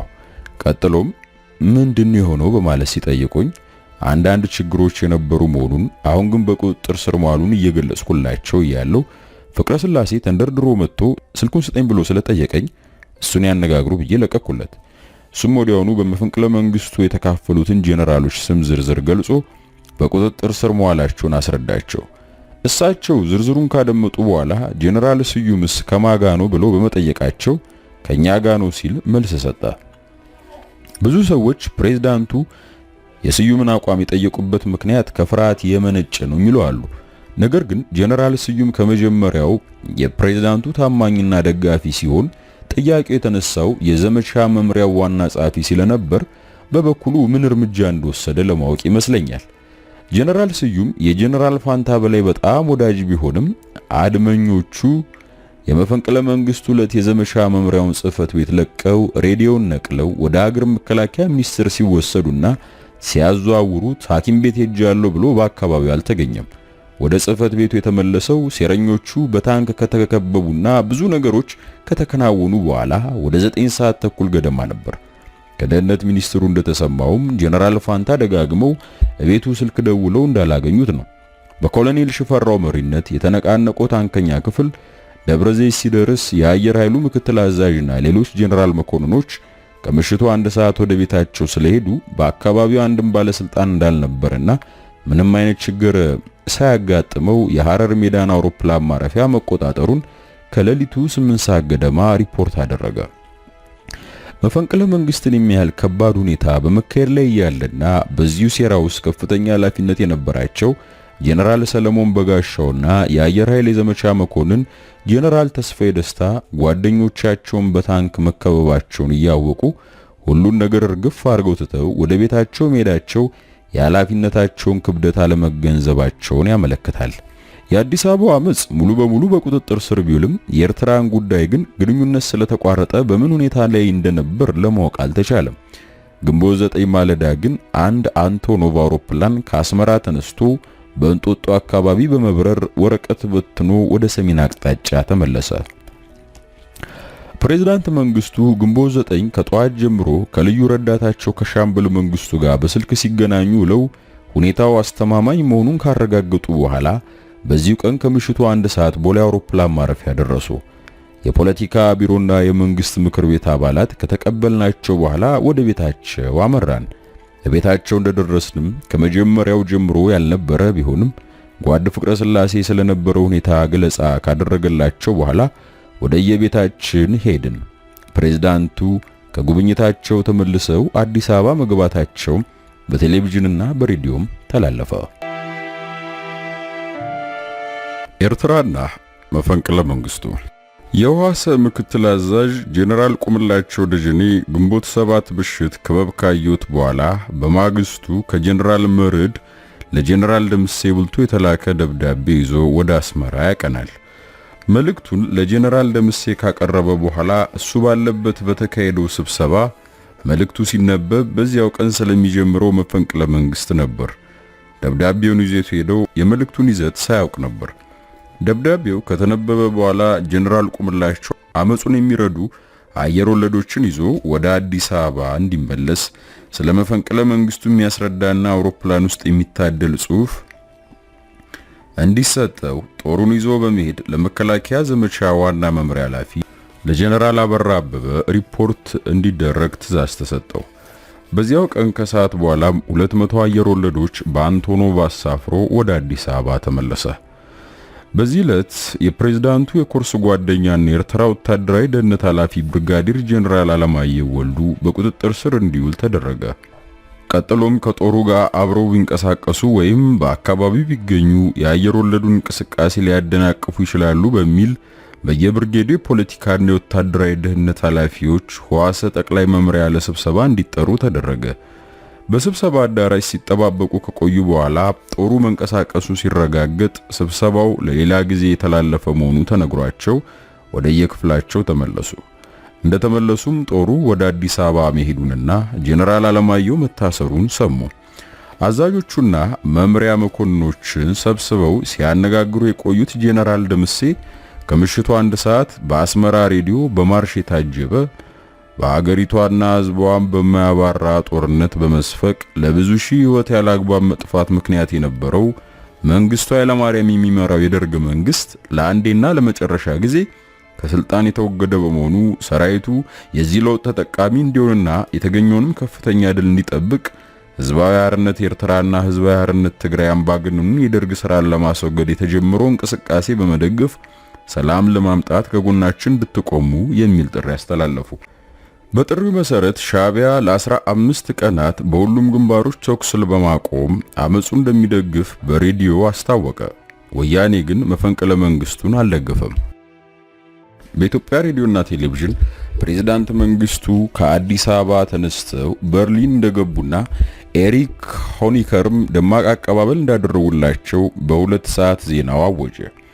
በ5 ሰዓት የዜና አወጃው ደግሞ መፈንቅለ መንግስቱ መክሸፉን አስታወቀ። የጄኔራሉን መግለጫና የወንበዴዎችን መልስ ያደመጠው ሰራዊት ጄኔራሎቹ ከምንወጋቸው ጠላቶቻችን ጋር እንዴት ህብረት ይፈጥራሉ? ለካስ እስከዛሬ ድረስ ከሻዕቢያና ወያኔ ጋር ተመሳጥረው ሲያስጨፈጭፉን የነበሩት እነሱ ናቸው በሚል ምሬቱን ማሰማት ጀመረ። የዋሰ ልዩ ልዩ ክፍሎችና የ102ኛ አየር ወለድ የወታደራዊ ፖለቲካና ደህንነት ሰራተኞች በዚህ ዙሪያ ውይይት አድርገው ውስጡን ሰራዊቱ ጸረ አማጽያን አቋም እንዲይዝ በማሳመን ከጎናቸው ለማሰለፍ ቻሉ። ረቡዕ ግንቦት 9 ጄኔራል ደምሴ ከከረን ግንባር የ607 እና የ608 ኮር አዛዦች ብርጋዴር ጄኔራል እርቅ ይሁን ባይሳና ብርጋዴር ጄኔራል ነጋሽ ወልደየስን እንዲሁም የክፍለ ጦሩ አዛዦች ወደ አስመራ እንዲመጡ አደረጉ። የ609ኛ ኮር አዛዥ ብርጋዴር ጄኔራል ገብረመድህን መድኔ ግን በምትካቸው ምክትል አዛዣቸውን ብርጋዴር ጄኔራል አስፋው ሲራጎን እንደሚልኩ ገልጸው ቀሩ። ምንም እንኳ ማክሰኞ ምሽት መፈንቅለ መንግስቱ የከሸፈ መሆኑ በዜና ቢነገርም የአስመራ ሬዲዮ ጣቢያ የመፈንቅለ መንግስት ሙከራው እንደሚቀጥል በረቡዕ ጧት ዜናው ገለጸ። ከየክፍለ ጦሩ የመጡ የጦር አዛዦች በተገኙበት ስብሰባ ጄኔራል ደምሴ የመፈንቅለ መንግስቱ ስለመክሸፉ የተሰጠው መግለጫ ሆነ ብሎ ለማደናገር የተደረገ የዜና አወጃ ነው፣ ስለዚህ መፈንቅለ መንግስቱ ይቀጥላል በሚል ገለጻ ሰጥተው አስተያየት ጠየቁ። ከፊሉ ከልቡ፣ ሌላው በፍርሃት ድጋፉን ገለጸ። በየክፍሎቻቸው የድጋፍ መልእክት የሚያስተላልፉ መሆኑን ተስማምተው የዛን ዕለት ወደ የጦር ሰፈራቸውም ተመለሱ።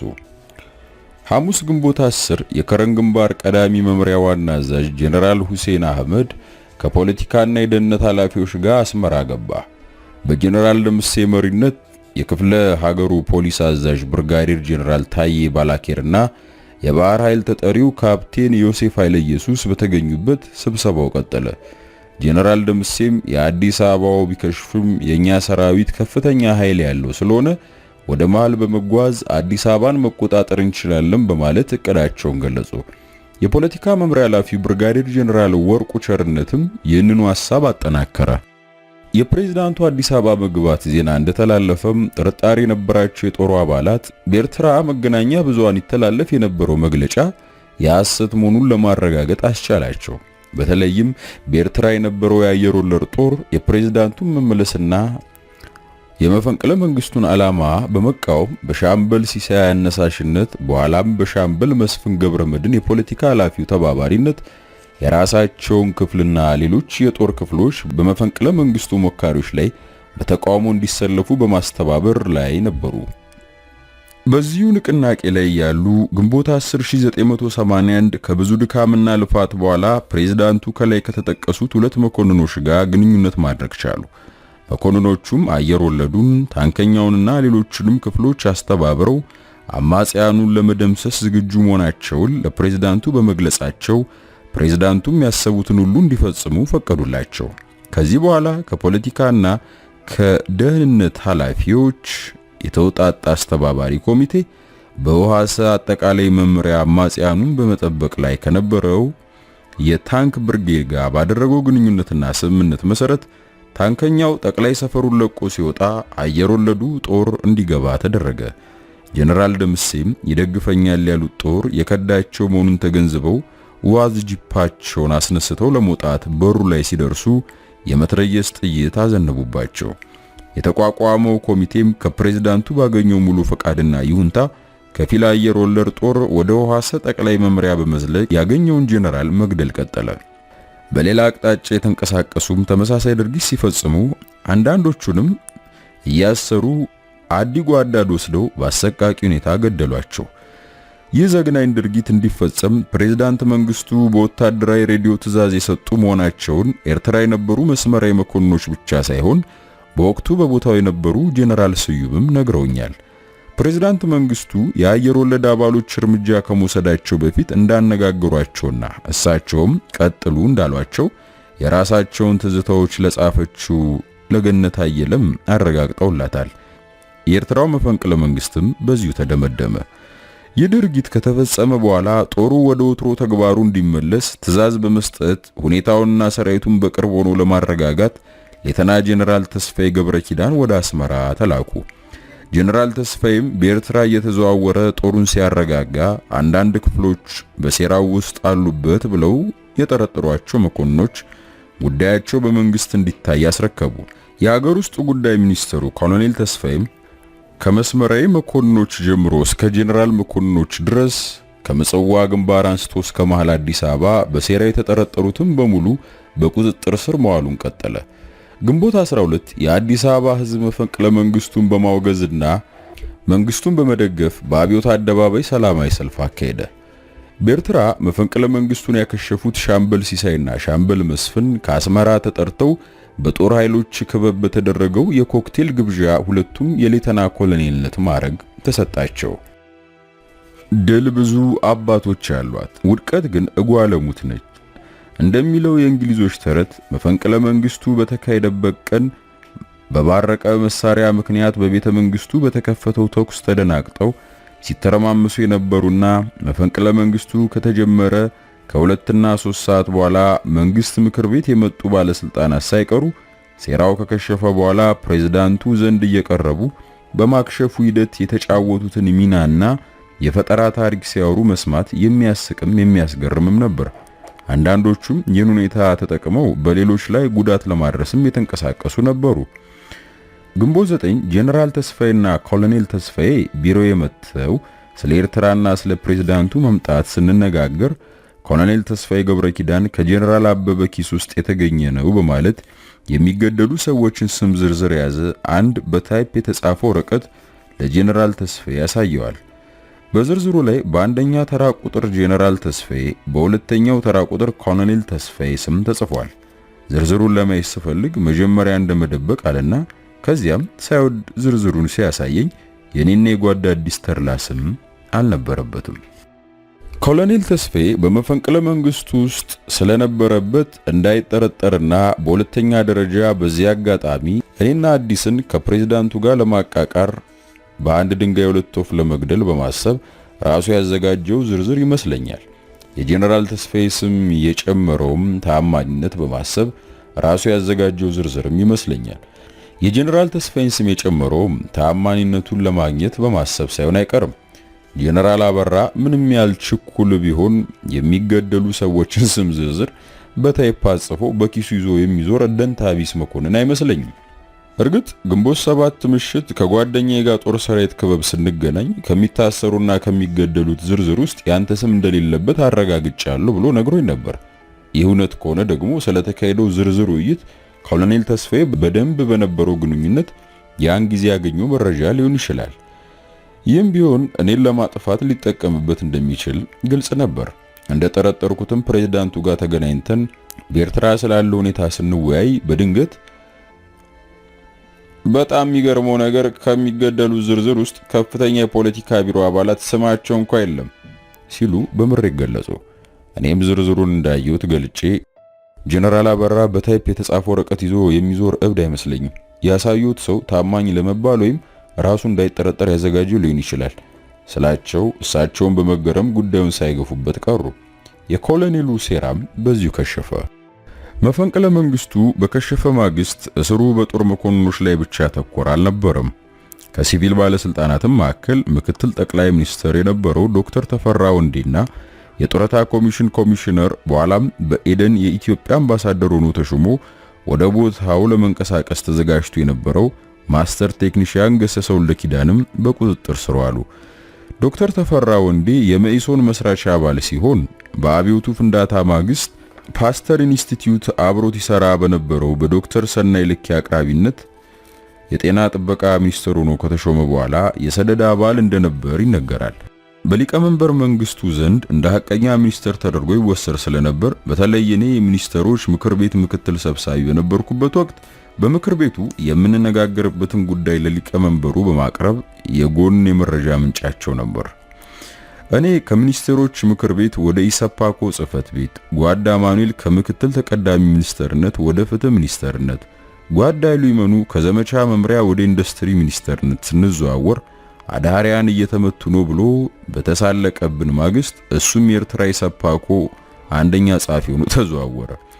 በኤርትራ ቆይታው የውሃሳ ዋና አዛዥ ከነበሩት ከሜጀር ጄኔራል ምርድ ንጉሴና ከባለቤታቸው ጋር እምብዛም ስምምነት አልነበረውም።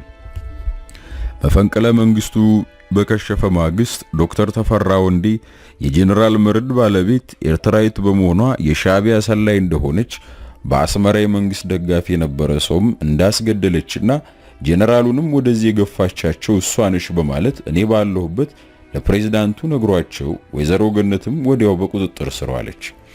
የሚገርመው ከሁለት ቀን በኋላ ዶክተር ተፈራ ወንዴ በተራው በቁጥጥር ስር ዋለ።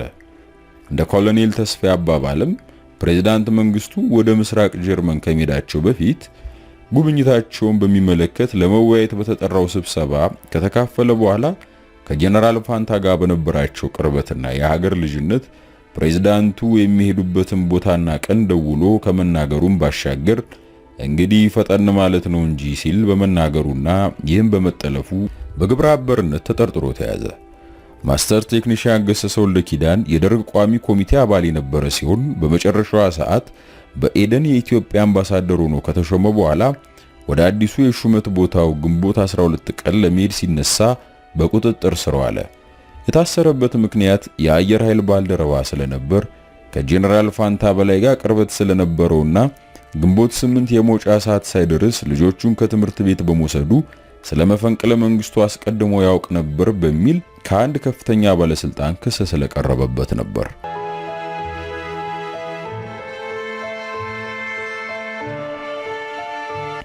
የጦር ፍርድ ቤት መቋቋም። ፕሬዝዳንቱ በቁጥጥር ስር ስለዋሉት ጄኔራሎች ምን መደረግ እንዳለበት ጠርተው ሲያወያዩኝ በኢህአዴግ ሕገ መንግስትና በተከታታይ በወጡት አዋጆች መሰረት ወታደራዊ ፍርድ ቤት ተቋቁሞ ጉዳያቸው በሕግ መታየት አለበት። የአይቮሪ ኮስት ፕሬዝዳንት ሁፌት ቧኜ እንደ አውሮፓውያን አቆጣጠር በ1961 ሊገለብጧቸው የነበሩትን የጦር መኮንኖች በእስር ላይ እንዳሉ በመጎብኘትና የወሰዱት እርምጃ ስህተት እንደነበር ለማስረዳት በእስር ቤት ውስጥ ሰዓታት ያጠፉ ነበር። በመጨረሻም ሁሉንም ከእስር ለቀቋቸው። በሌላ መፈንቅለ መንግስት ሊገሏቸው የነበሩትን 3 ሚኒስትሮችና አባሪዎቻቸውን ሞት ከተፈረደባቸው በኋላ የሞት ፍርዱን ወደ 6 ዓመት ለወጡላቸው። ቅናሽ ተደርጎላቸው ከወጡት ከአንዱ ጋር ወዳጅነት መስርተው በመጨረሻም የጤና ጥበቃ ሚኒስትር አድርጎ ሾሙት። ስለዚህ እርሶም ፍርድ ቤቱ በሕጉ መሰረት ሞት ቢፈርድባቸው እንኳ በሕገ መንግስቱ በተሰጡት ስልጣን ለአንዳንዶቹ የእስር ቅናሽ ስጋት አያስከትሉም ተብሎ ለሚታሰቡት ደግሞ ምህረት ቢያደርጉ የእርሶን ስብና ያጎላል። በአገር ውስጥ ብቻ ሳይሆን በዓለም ዙሪያም ሊደነቁበት ሊመሰገኑበት የሚችሉበት ጥሩ አጋጣሚ ነው በማለት አስተያየቴን ሰጠው። እሳቸውም ሐሳቡን ተቀብለው ይህንኑ እንደሚፈጽሙ ቃል ገብተውልኝ ነበር። ጀነራሎቹ ስለሚከሰሱበት አዋጅና የሕግ አንቀጽ ፕሬዝዳንቱ በድንገት ሊጠይቁኝ ይችላሉ በማለት ቀደም ብዬ ከመንግስት ምክር ቤት የፍትህ ጉዳይ ዘርፍ ጋር ተነጋግረን ያዘጋጀነውን አስተያየት የያዘ ጽሑፍም አቀረብኩላቸው። ምናልባት አንዳንድ እኩይ የሆኑ ሰዎች ከሕግ ውጭ እርምጃ እንዲወስዱ ሊያሳስቷቸውና ሊገፋፏቸው ይችላሉ የሚል ጥርጣሬ ስላደረብኝም የፍትህ ሚኒስቴሩ ጓድ ወንዳየን ምህረቱንና የጠቅላይ አቃቢ ሕጉን ጓድ ቢልልኝ ማንደፍሮን ቢያነጋግሯቸው የበለጠ ጠቃሚ ሐሳብ እንደሚያገኙ ጠቆምኳቸው። ሁለቱንም ባለስልጣናት ጉዳዩ በፍርድ እንዲታይ ተጽዕኖ እንዲያደርጉ በቅድሚያ አሳሰብኳቸው። ፕሬዝዳንቱም የሁለቱም ባለስልጣናት አስተያየት ሲጠይቁ አገሪቷ በቂና ተገቢ ሕግ እንዳላት ጉዳዩ በሕግና በፍርድ እንዲታይ አጠናክረው ስለነገሯቸው ጉዳዩ በወታደራዊ ፍርድ ቤት እንዲታይ ወሰኑ። በዚህ አጋጣሚ ለነዚህ አንቱ የተባሉ የሕግ ባለሙያዎች ያለኝን አክብሮትና አድናቆት ሳልገልጽ ባልፍ ሕሊና ይወቅሰኛል። በሥራ ልምዴ አንዳንድ የሕግ ባለሙያዎች የፕሬዝዳንቱን ፊት እያዩ ሲቀላምዱ አይቻለሁና ነው። ፕሬዝዳንቱ አቃቢ ሕጉና መርማሪዎችን ስለ ምርመራው ውጤትና ስለ ክሱ አመሰራረት ካነጋገሩ በኋላ ፍርድ ቤቱ የሚቋቋምበትን ቦታ አብረን እንድንመርጥ ጠርተውኝ ቢሮአቸው ስገባ እነኚህን ሰዎች ሰብስባቸው ያቆያችሁኝ እኔ ምን እንዳደርጋቸው ነው ሲሉ በድንገት ጠየቁኝ። ለምን አልገደላችኋቸውም? ለምን አቆያችኋቸው ማለታቸው ነበር። እኔም በሰላም እጃቸውን ከሰጡ በኋላ ምን ማድረግ ይቻላል ስል መልስ ስሰጣቸው ፈጽሞ አልጣማቸው። በመሰረቱ እነዚህን ሰዎች ከፍርድ ውጪ ለመግደል ከመካከላችን ማንም ስልጣን አልነበረውም። ከሕግ ውጪ አንዳች እርምጃ ብንወስድ ኖሮ ፕሬዝዳንቱ በአንድ በኩል የሳቸውን የመግደል ፍላጎት በእኛ እንዲፈጸምና በሌላ በኩል ደግሞ እኛን ተጠያቂ በማድረግ እንደ ጲላጦስ ከደሙ ንጹህ ነኝ ለማለት ፈልገው ነበር። ለዚህም ነው ፍቅረ ስላሴና ፍስሐ አቋማቸው ላልቶ አገኘሁት በማለት ለገነት አየለ በሰጡት ቃለ ምልልስ ሊከሱንና ሊያወግዙን የሞከሩት። ከደህንነትና ከተለያዩ ሁኔታዎች አንጻር ተገምግሞ ደርግ ጽሕፈት ቤት ይገኝ በነበረው የሕዝብ ድርጅት መስሪያ ቤት ውስጥ ችሎቱና ጽሕፈት ቤቱ እንዲቋቋም ተደረገ። ፍርድ ቤቱም አንድ ጠቅላይና ከፍተኛ ፍርድ ቤት የሚኖረው ሲሆን የሴራው ዋና መሪዎች በጠቅላይ ፍርድ ቤቱ፣ ሌሎች ደግሞ በከፍተኛ ደረጃ በሚቋቋመው ፍርድ ቤት ጉዳያቸው እንዲታይ ተወሰነ። አቃቢ ሕጉም የክሱን ደረጃ ለይቶ ካቀረበ በኋላ የፍርድ ሂደቱ ተጀመረ። የጠቅላይ ወታደራዊ ፍርድ ቤት ችሎት በ3 ዳኞች እንዲመራም ተደረገ።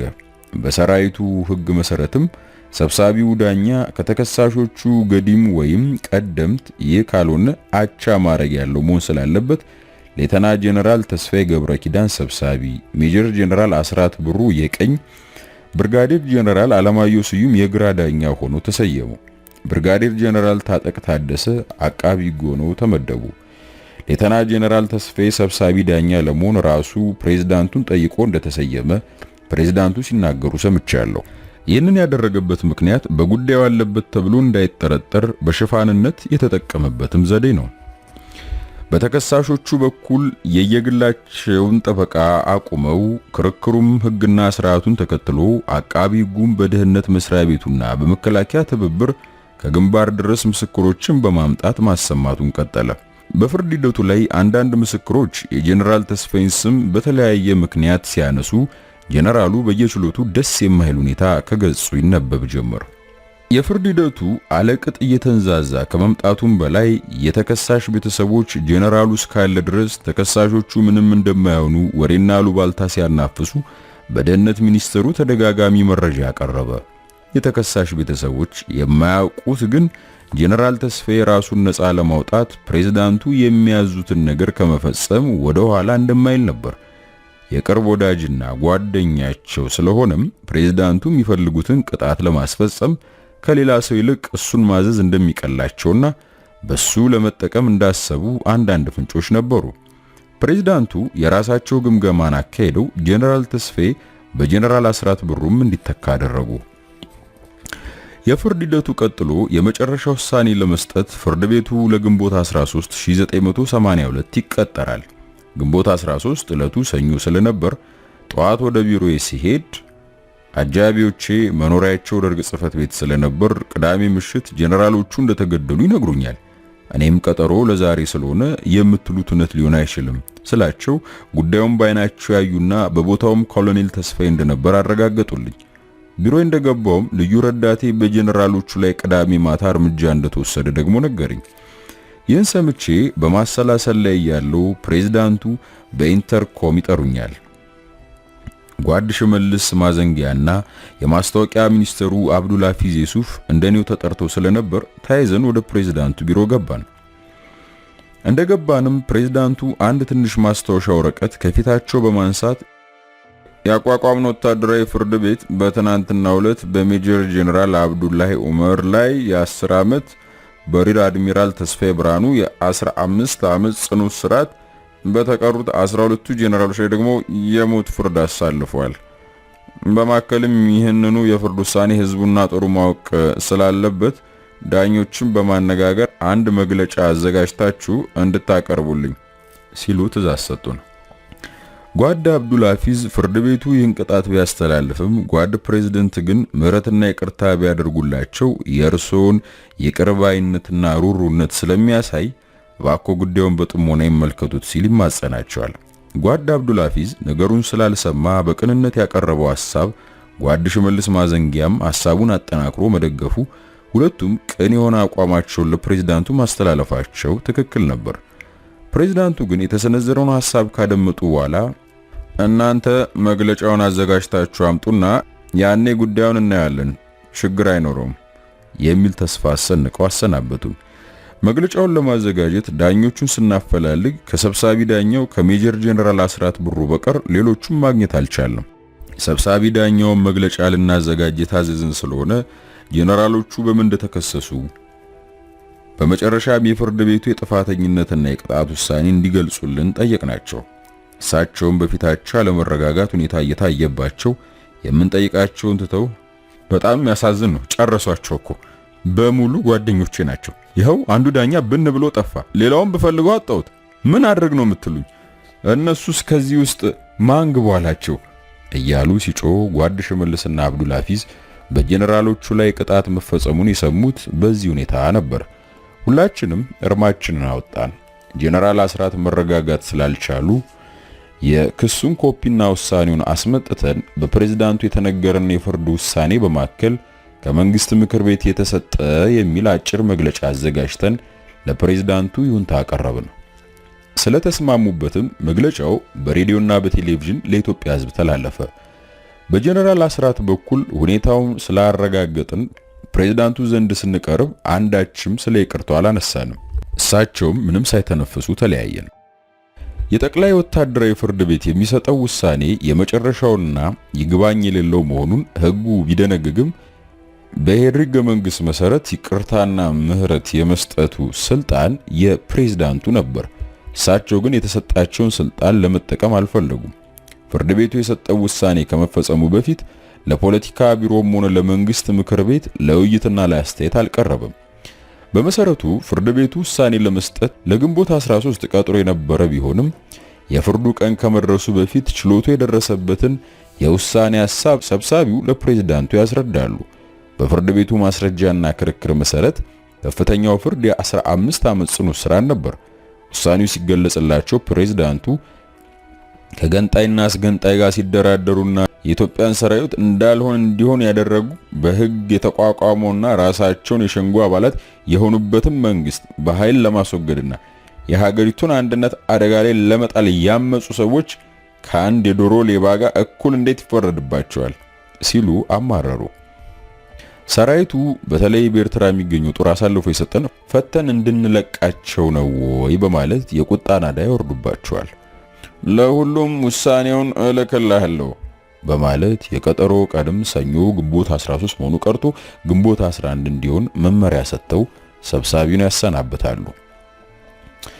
ፍርድ ቤቱ የግንቦት 13 ቀን ወደ ግንቦት 11 መዘዋወሩን ለአቃቢ ሕጉና ለጠበቆች በስልክ ያሳውቃል። በቀጠሮ ቀን የተሰየመው ችሎት ከአቃቢ ሕግ የማክበጃ ከጠበቆች ደግሞ የቅጣት ማቅለያ ሲያዳምጡ አለ።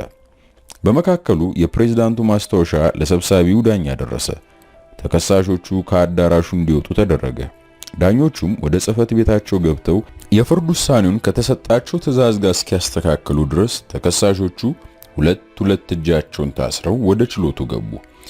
አንድ ተከሳሽ ዳኞች ፊት እጁን ታስሮ ሲቀርብ አደጋ ያስከትላል ተብሎ ስለሚገመት የቅጣት ውሳኔ ምን ሊሆን እንደሚችል አዳራሹ ስለነበሩ ቤተሰቦችና ተመልካቾች ግልጽ ነበር። ችሎቱ እንደተሰየመም ሰብሳቢው ዳኛ ባልተረጋጋና በተረበሸ መንፈስ ውሳኔውን አነበቡ። 12 የሞት ፍርድ የተፈረደባቸው ጄኔራሎች ፍርዱ በተሰጠበት ቅዳሜ ግንቦት 11 1982 የመፈንቅለ መንግስቱ ሙከራ በተካሄደ ልክ በአንድ ዓመቱ ማታውኑ አሰቃቂና ዘግናኝ በሆነ ሁኔታ ቤተ መንግስት ውስጥ ተገደሉ። ግንቦት 11 1982 የሞት ቅጣት የተፈጸመባቸው ጄኔራሎች የሚከተሉት ነበሩ። አንደኛ ሜጀር ጄኔራል ኃይሉ ገብረ ሚካኤል የምድር ጦር ዋና አዛዥ፣ ሁለተኛ ሜጀር ጄኔራል አለማየሁ ደስታ የምድር ጦር ምክትል አዛዥ፣ ሶስተኛ ሜጀር ጄኔራል ወርቁ ዘውዴ የፖሊስ ሰራዊት ጠቅላይ አዛዥ፣ አራተኛ ሜጀር ጄኔራል ዘውዴ ገብረየስ የ603ኛ ኮር ዋና አዛዥ፣ አምስተኛ ብርጋዴር ጄኔራል ሰለሞን በጋሻው የአየር ኃይል ኤታማዦር ሹም፣ ስድስተኛ ብርጋዴር ጄኔራል ተስፋዬ ትርፌ የዘመቻ ዋና መምሪያ ረዳት ኃላፊ፣ ሰባተኛ ብርጋዴር ጄኔራል ነጋሽ ወልደየስ የ608 ኮር ዋና አዛዥ፣ ስምንተኛ ብርጋዴር ጄኔራል ደሳለኝ አበበ የጦር ኃይሎች አካዳሚ አዛዥ፣ ዘጠነኛ ብርጋዴር ጄኔራል እርቂውን ባየሳ የ607ኛ ኮር ዋና አዛዥ፣ አስረኛ ብርጋዴር ጄኔራል ተስፉ ደስታ የአየር ኃይል ዘመቻ መኮንን፣ 11ኛ ብርጋዴር ጄኔራል ገናናው መንግስቱ የ6ኛው አየር ምድብ አዛዥ፣ 12ኛ ብርጋዴር ጄኔራል እንግዳው ወልደ አምላክ የ606ኛ ኮር ዋና አዛዥ ነበሩ። በሜጀር ጄኔራል አበራ አበበ የተገደሉት የመከላከያ ሚኒስትር የሞት ቅጣት የተፈጸመባቸው 12 ጄኔራሎች፣ ራሳቸውን የገደሉ 2 ጄኔራሎች፣ ማዕከላዊ ምርመራ የተገደሉት ሜጀር ጄኔራል ፋንታ በላይ፣ በአሳሽ ፖሊሶች የተደመሰሰው ጄኔራል አበራንና ኤርትራ በጦሩ የተረሸኑትን ጨምሮ በመፈንቅለ መንግስቱ ሙከራ ዙሪያ 28 ጄኔራሎች በጠቅላላው ተገለዋል። በስልጣን ደረጃ ሲታይም የሀገሪቱ መከላከያ ሚኒስትር የጦር ኃይሎች ኤታማዦር ሹም፣ የአየር ኃይል ዋናና ምክትል አዛዥ፣ የምድር ጦር ዋናና ምክትል አዛዥ፣ የፖሊስ ሰራዊት ጠቅላይ አዛዥ በተለይም በኤርትራ በኩል ከህዋሰ ወይም ከሁለተኛው አብዮታዊ ሰራዊት ዋና አዛዥ ጀምሮ ራሳቸው ጄኔራል ደምሴ ቡልቶን ጨምሮ ማለት ነው ከፍተኛ ልምድ የነበራቸው የኮር አዛዦችና የመምሪያ መኮንኖች አገሪቷ በአንድ ጊዜ አጣለች። በእነዚህ ጄኔራሎች ምትክ ፕሬዝዳንቱ ለሚከተሉት መኮንኖች የማዕረግ እድገትና ሹመት በመስጠት ክፍተቱን ለመሙላት ሞክረዋል። እነዚህም አንደኛ ሌተና ኮሎኔል አዲስ ተርላን በሌተና ጄኔራል ማዕረግ የጦር ኃይሎች ጠቅላይ ኤታማዦር ሹም አደረጉ። ሁለተኛ ሜጀር ጄኔራል ስዩም መኮንንን የጦር ኃይሎች የዘመቻና የመምሪያ ምክትል ጠቅላይ ኤታማዦር ሹም፣ ሶስተኛ ሜጀር ጄኔራል መስፍን ገብረቃል የጦር ኃይሎች የአስተዳደርና የትምህርት ምክትል ጠቅላይ ኤታማዦር ሹም፣ አራተኛ ኮሎኔል እምቢበላ አየለ በሜጀር ጄኔራልነት ማዕረግ የምድር ጦር ዋና አዛዥ፣ አምስተኛ ኮማንደር ያላሸት ግርማ በሪር አድሚራል ማዕረግ የባህር ኃይል ዋና አዛዥ፣ ስድስተኛ ብርጋዴር ጄኔራል አለማየሁ አጎናፍር በሜጀር ጄኔራልነት ማዕረግ የአየር ኃይል ዋና አዛዥ፣ ሰባተኛ ሜጀር ጄኔራል ውብሸት ደሴ የውሃሰ ዋና አዛዥ፣ ስምንተኛ ሻለቃ ብርሃኑ ጀንበሬ በሜጀር ጄኔራልነት ማዕረግ የአአሰ ወይም የአንደኛው አብዮታዊ ሰራዊት ዋና አዛዥ፣ ዘጠነኛ ሻለቃ ግርማ ነዋይ በሜጀር ጄኔራልነት ማዕረግ የፖሊስ ሰራዊት ጠቅላይ አዛዥ ናቸው። አብዛኞቹ ተሿሚዎች ልምድ የሚያንሳቸው ቢሆንም በትምህርት ደረጃቸውና ከውትድርና ዕውቀታቸው አንጻር ከተኳቸው መኮንኖች የሚተናነሱ ባይሆንም የሹመቱ ዋና መመዘኛ ግን ታማኝነት እንደነበር ግልጽ ነው።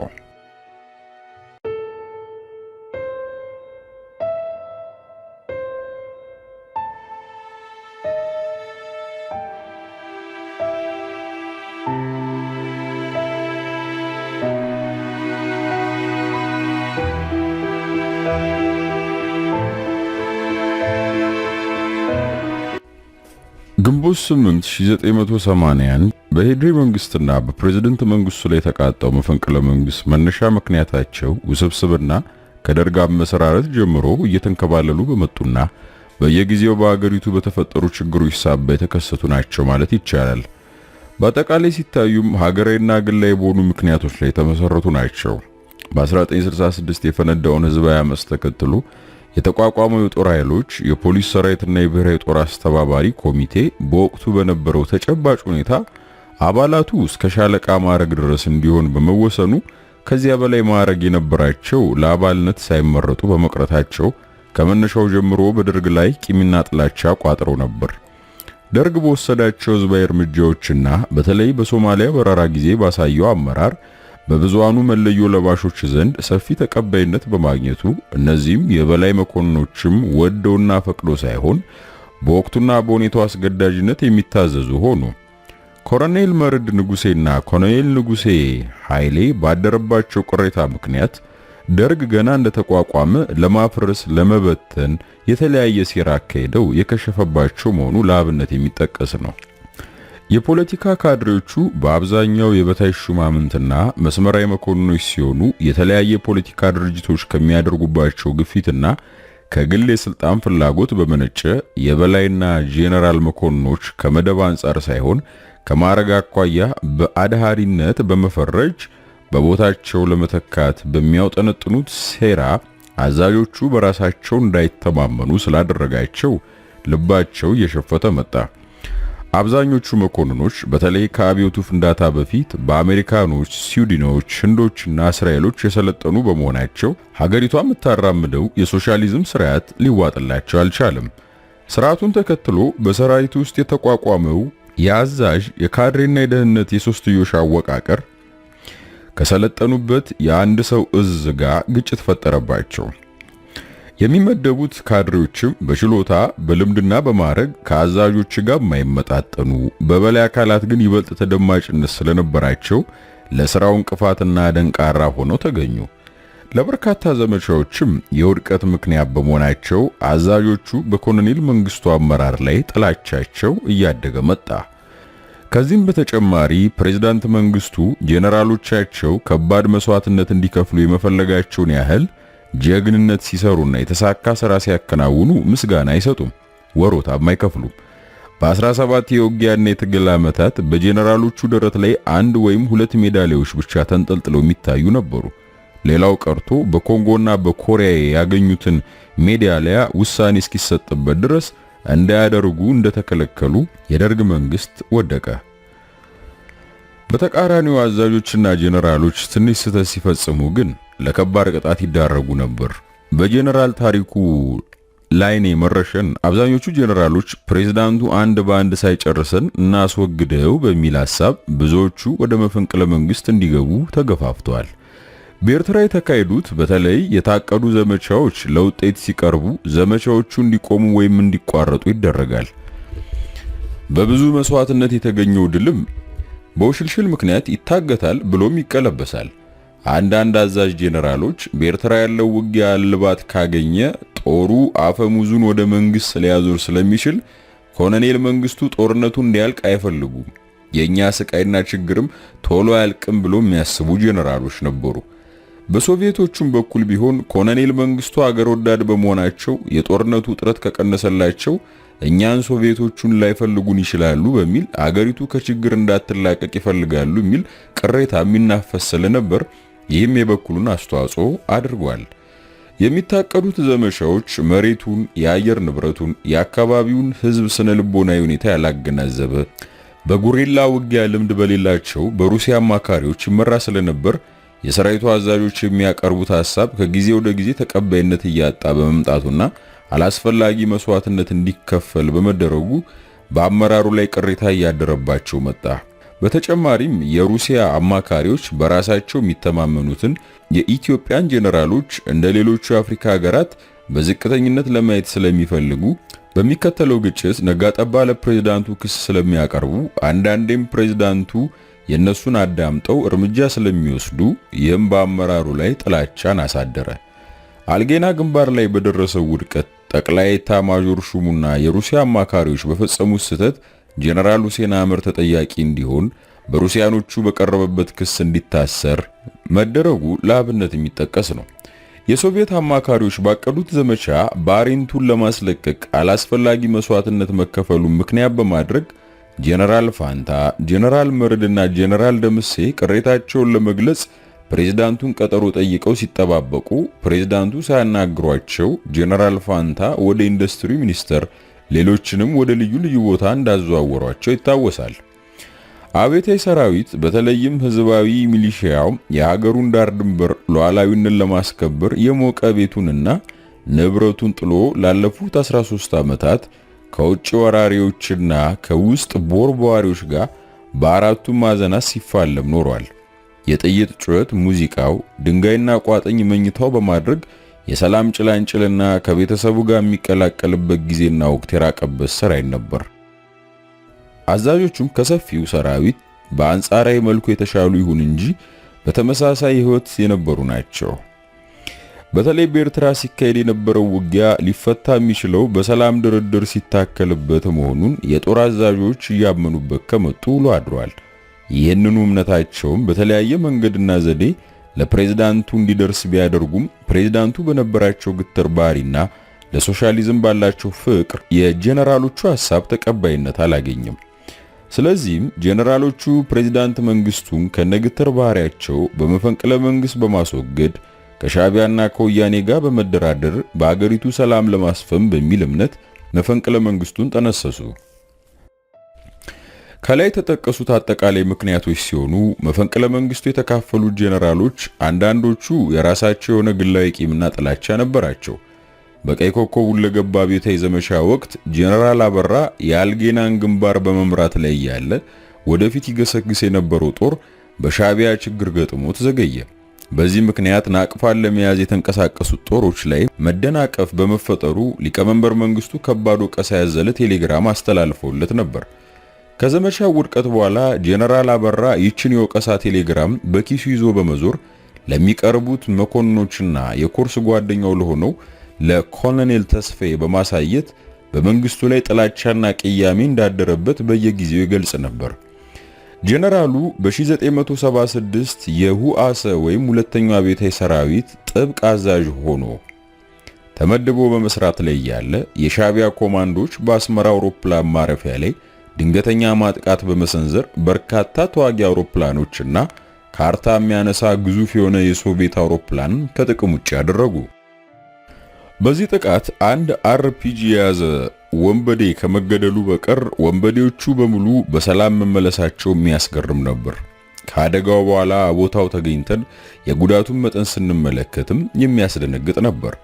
የጦር ኃይሎች ኤታማዦር ሹሙ ጄኔራል ኃይለ ጊዮርጊስ አሁን ከተጠራረገ ደርሳችሁ ነው እንጂ ትናንት ብታዩት የሁለተኛው ዓለም ጦርነት ይመስል ነበር በማለት ሁለት ስለት ያለው አነጋገርና ፌስ ሰነዘሩ።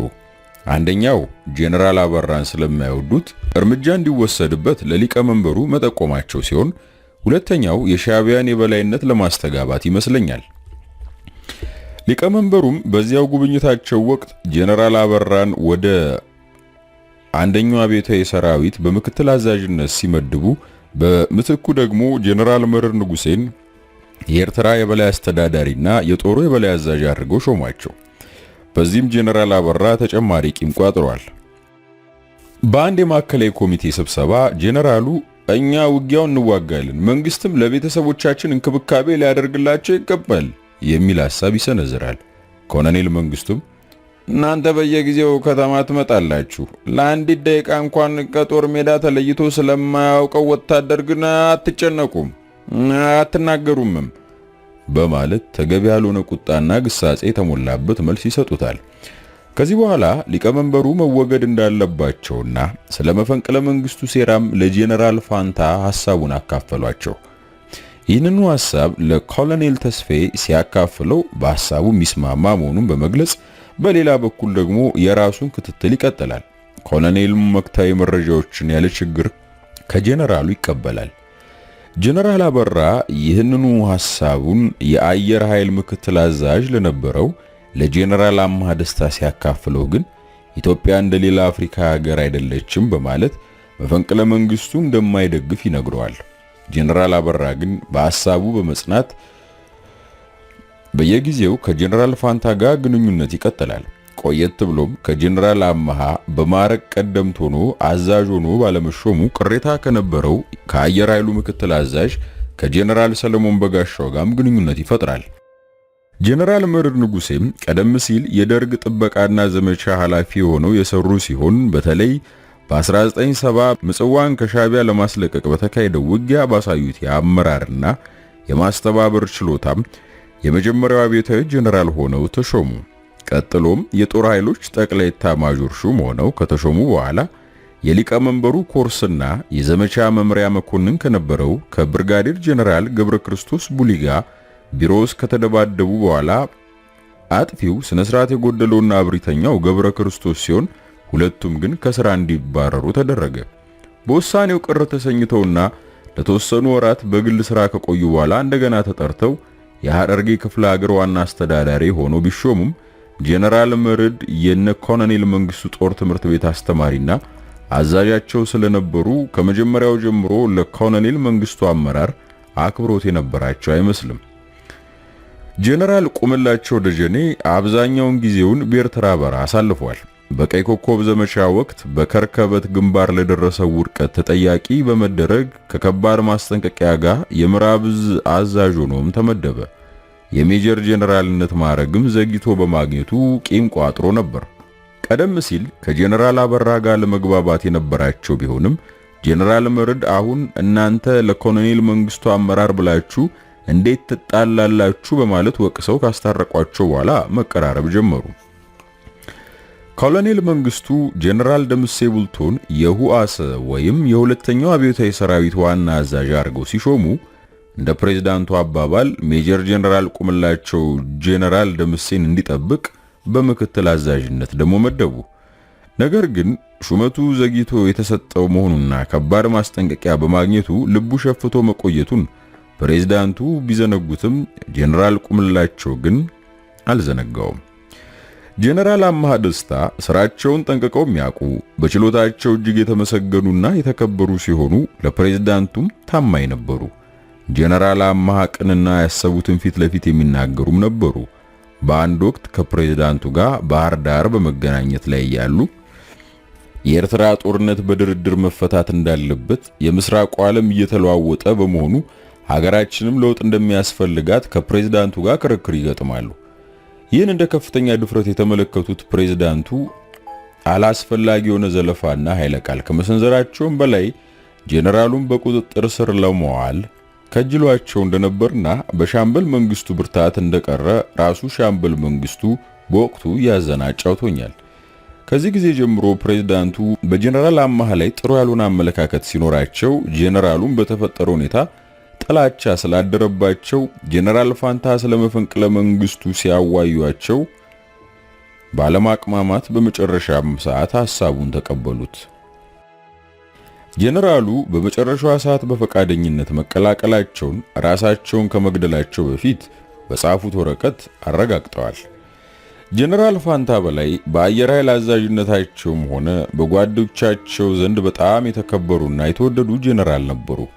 በችሎታቸውና በእውቀታቸውም የሚተማመኑ ሲሆን ከሶቪየት ወታደራዊ አማካሪዎች ጋር በነበራቸው አለመግባባት በየጊዜው ሊቀመንበሩ ዘንድ ይከሰሱ ስለነበር በዚሁም ቅሬታ ነበራቸው። ከአንድ ሁለት ጊዜ ጀነራል ፋንታ እኛ ሀገር ሰልጥነው የመጡትን አብራሪዎች በእኛ ላይ እምነት ስለሌለው በድጋሚ እንዲሰለጥኑ ያደርጋል፣ በሌላ ጊዜ ደግሞ ከሶቪየት የሚመጣው አውሮፕላን ቦምብ እንደ ድንጋይ ይወርቃል እንጂ አይፈነዳም እያለ ቅስቀሳ ያካሂዳል የሚል ክስ ቀርቦባቸው ነበር። ሁለተኛውም ክስ በተመለከተ ሶቪየቶቹ ባሉበት ምጽዋ አካባቢ ተሞክሮ ጀነራል ፋንታ ያሉት ተረጋገጠ። ከመከላከያ ሚኒስተሩ ከጀነራል ተስፋዬ ጋር በጣም ይቀራረቡና ይግባቡ ስለነበር በጠቅላይ ኤታ ማጆር ሹሙ በጀነራል ኃይለ ጊዮርጊስ ምትክ እሳቸው እንዲሾሙ በጀነራል ተስፋዬ በኩል ለፕሬዝዳንቱ ሐሳብ ቀረበ። ፕሬዝዳንቱ ስለተስማሙም ለሹመቱ ተዘጋጅተው እንዲመጡ ተነግሯቸው ባልታወቀ ምክንያት ፕሬዝዳንቱ ሐሳባቸውን ለውጠው ሹመቱ በመቅረቱ ጀነራል ፋንታ በፕሬዝዳንቱ ላይ ሳያቄሙ አልቀሩም። የኢንዱስትሪ ሚኒስተር ሆነው ሲሾሙም በመጀመሪያ በቅንነት መስሏቸው ከተቀበሉ በኋላ ዘግይተው ሹመቱ በጥርጣሬ ላይ ተመሰረተ እንደነበር ሲያውቁ ግን ደስተኛ አልነበሩም። ከላይ በገለጽኳቸው አጠቃላይ ሀገራዊ ምክንያቶችና እነዚህ ጀነራሎች በግል በቋጠሯቸው ቂሞች ኮሎኔል መንግስቱን ከስልጣን ለማስወገድ ጄኔራል ፋንታ በኢንዱስትሪ ሚኒስተርነታቸው በፋብሪካዎችና ድርጅቶች፣ ጄኔራል መርድ ደግሞ በኤታ ማጆር ሹምነታቸው በየጦር ግንባሩ እየተዘዋወሩ ደጋፊ የማበራከት ጥረት በማድረግ ላይ ነበሩ። ይህ በእንዲህ እንዳለ በቀድሞ የጦር ኃይሎች ሆስፒታል ወይም ቤላ የአዛዥነትና የመምሪያ መኮንኖች አካዳሚ ተከፈተ። በርካታ የበላይና ጄኔራል መኮንኖች ከኤርትራና ከሌሎች ጦር ግንባሮች ትምህርቱን ለመካፈል መጥተው ስለነበር ስለ መፈንቅለ መንግስቱ ለመወያየት ጥሩ አጋጣሚ ሆነላቸው። በውጭ ሀገር ጄኔራል መርድ ባደረባቸው ምክንያት በራሳቸው ምርጫ ጣሊያን ለሕክምና በመሄድ በባለቤታቸው አማካይነት ከሻዕቢያ አባላት ጋር ውይይት እንዳካሄዱና ስለ መፈንቅለ መንግስቱ ሐሳብ እንደተለዋወጡ ይነገራል።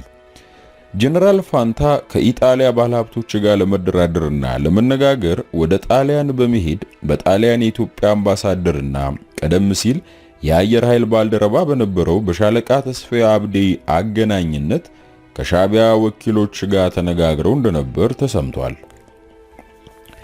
ሻዕቢያም በጦርነቱ እጅግ ተሰላችቶ ስለነበር ተኩስ ለማቆምና ለመደራደር ቃል መግባቱም ለጄኔራሎቹ ተስፋ ሰጪና ተጨማሪ ግፊት ሆኖላቸዋል። በዚህ አይነት እንቅስቃሴ ላይ ያሉ የጄኔራል ታሪኩ መገደል፣ የአፋበት ግንባር መደምሰስና በካድሬዎች ጸረ ጄኔራሎች ቀስቀሳ በግነው የነበሩ ጄኔራሎች የሽሬ ውድቀት መከሰትና የትግራይ መለቀቅ በጦሩ ላይ ያሳደረውን የሞራል ውድቀት በመንተራስ የመፈንቅለ መንግስት ሴራ ማፋፋም ያዙ። የመፈንቅለ መንግስቱ አድማ አንዴ ሞቅ ደመቅ ሲል በሌላ ጊዜ ደግሞ ደብዘዝና ላላ ሲል ታይቷል።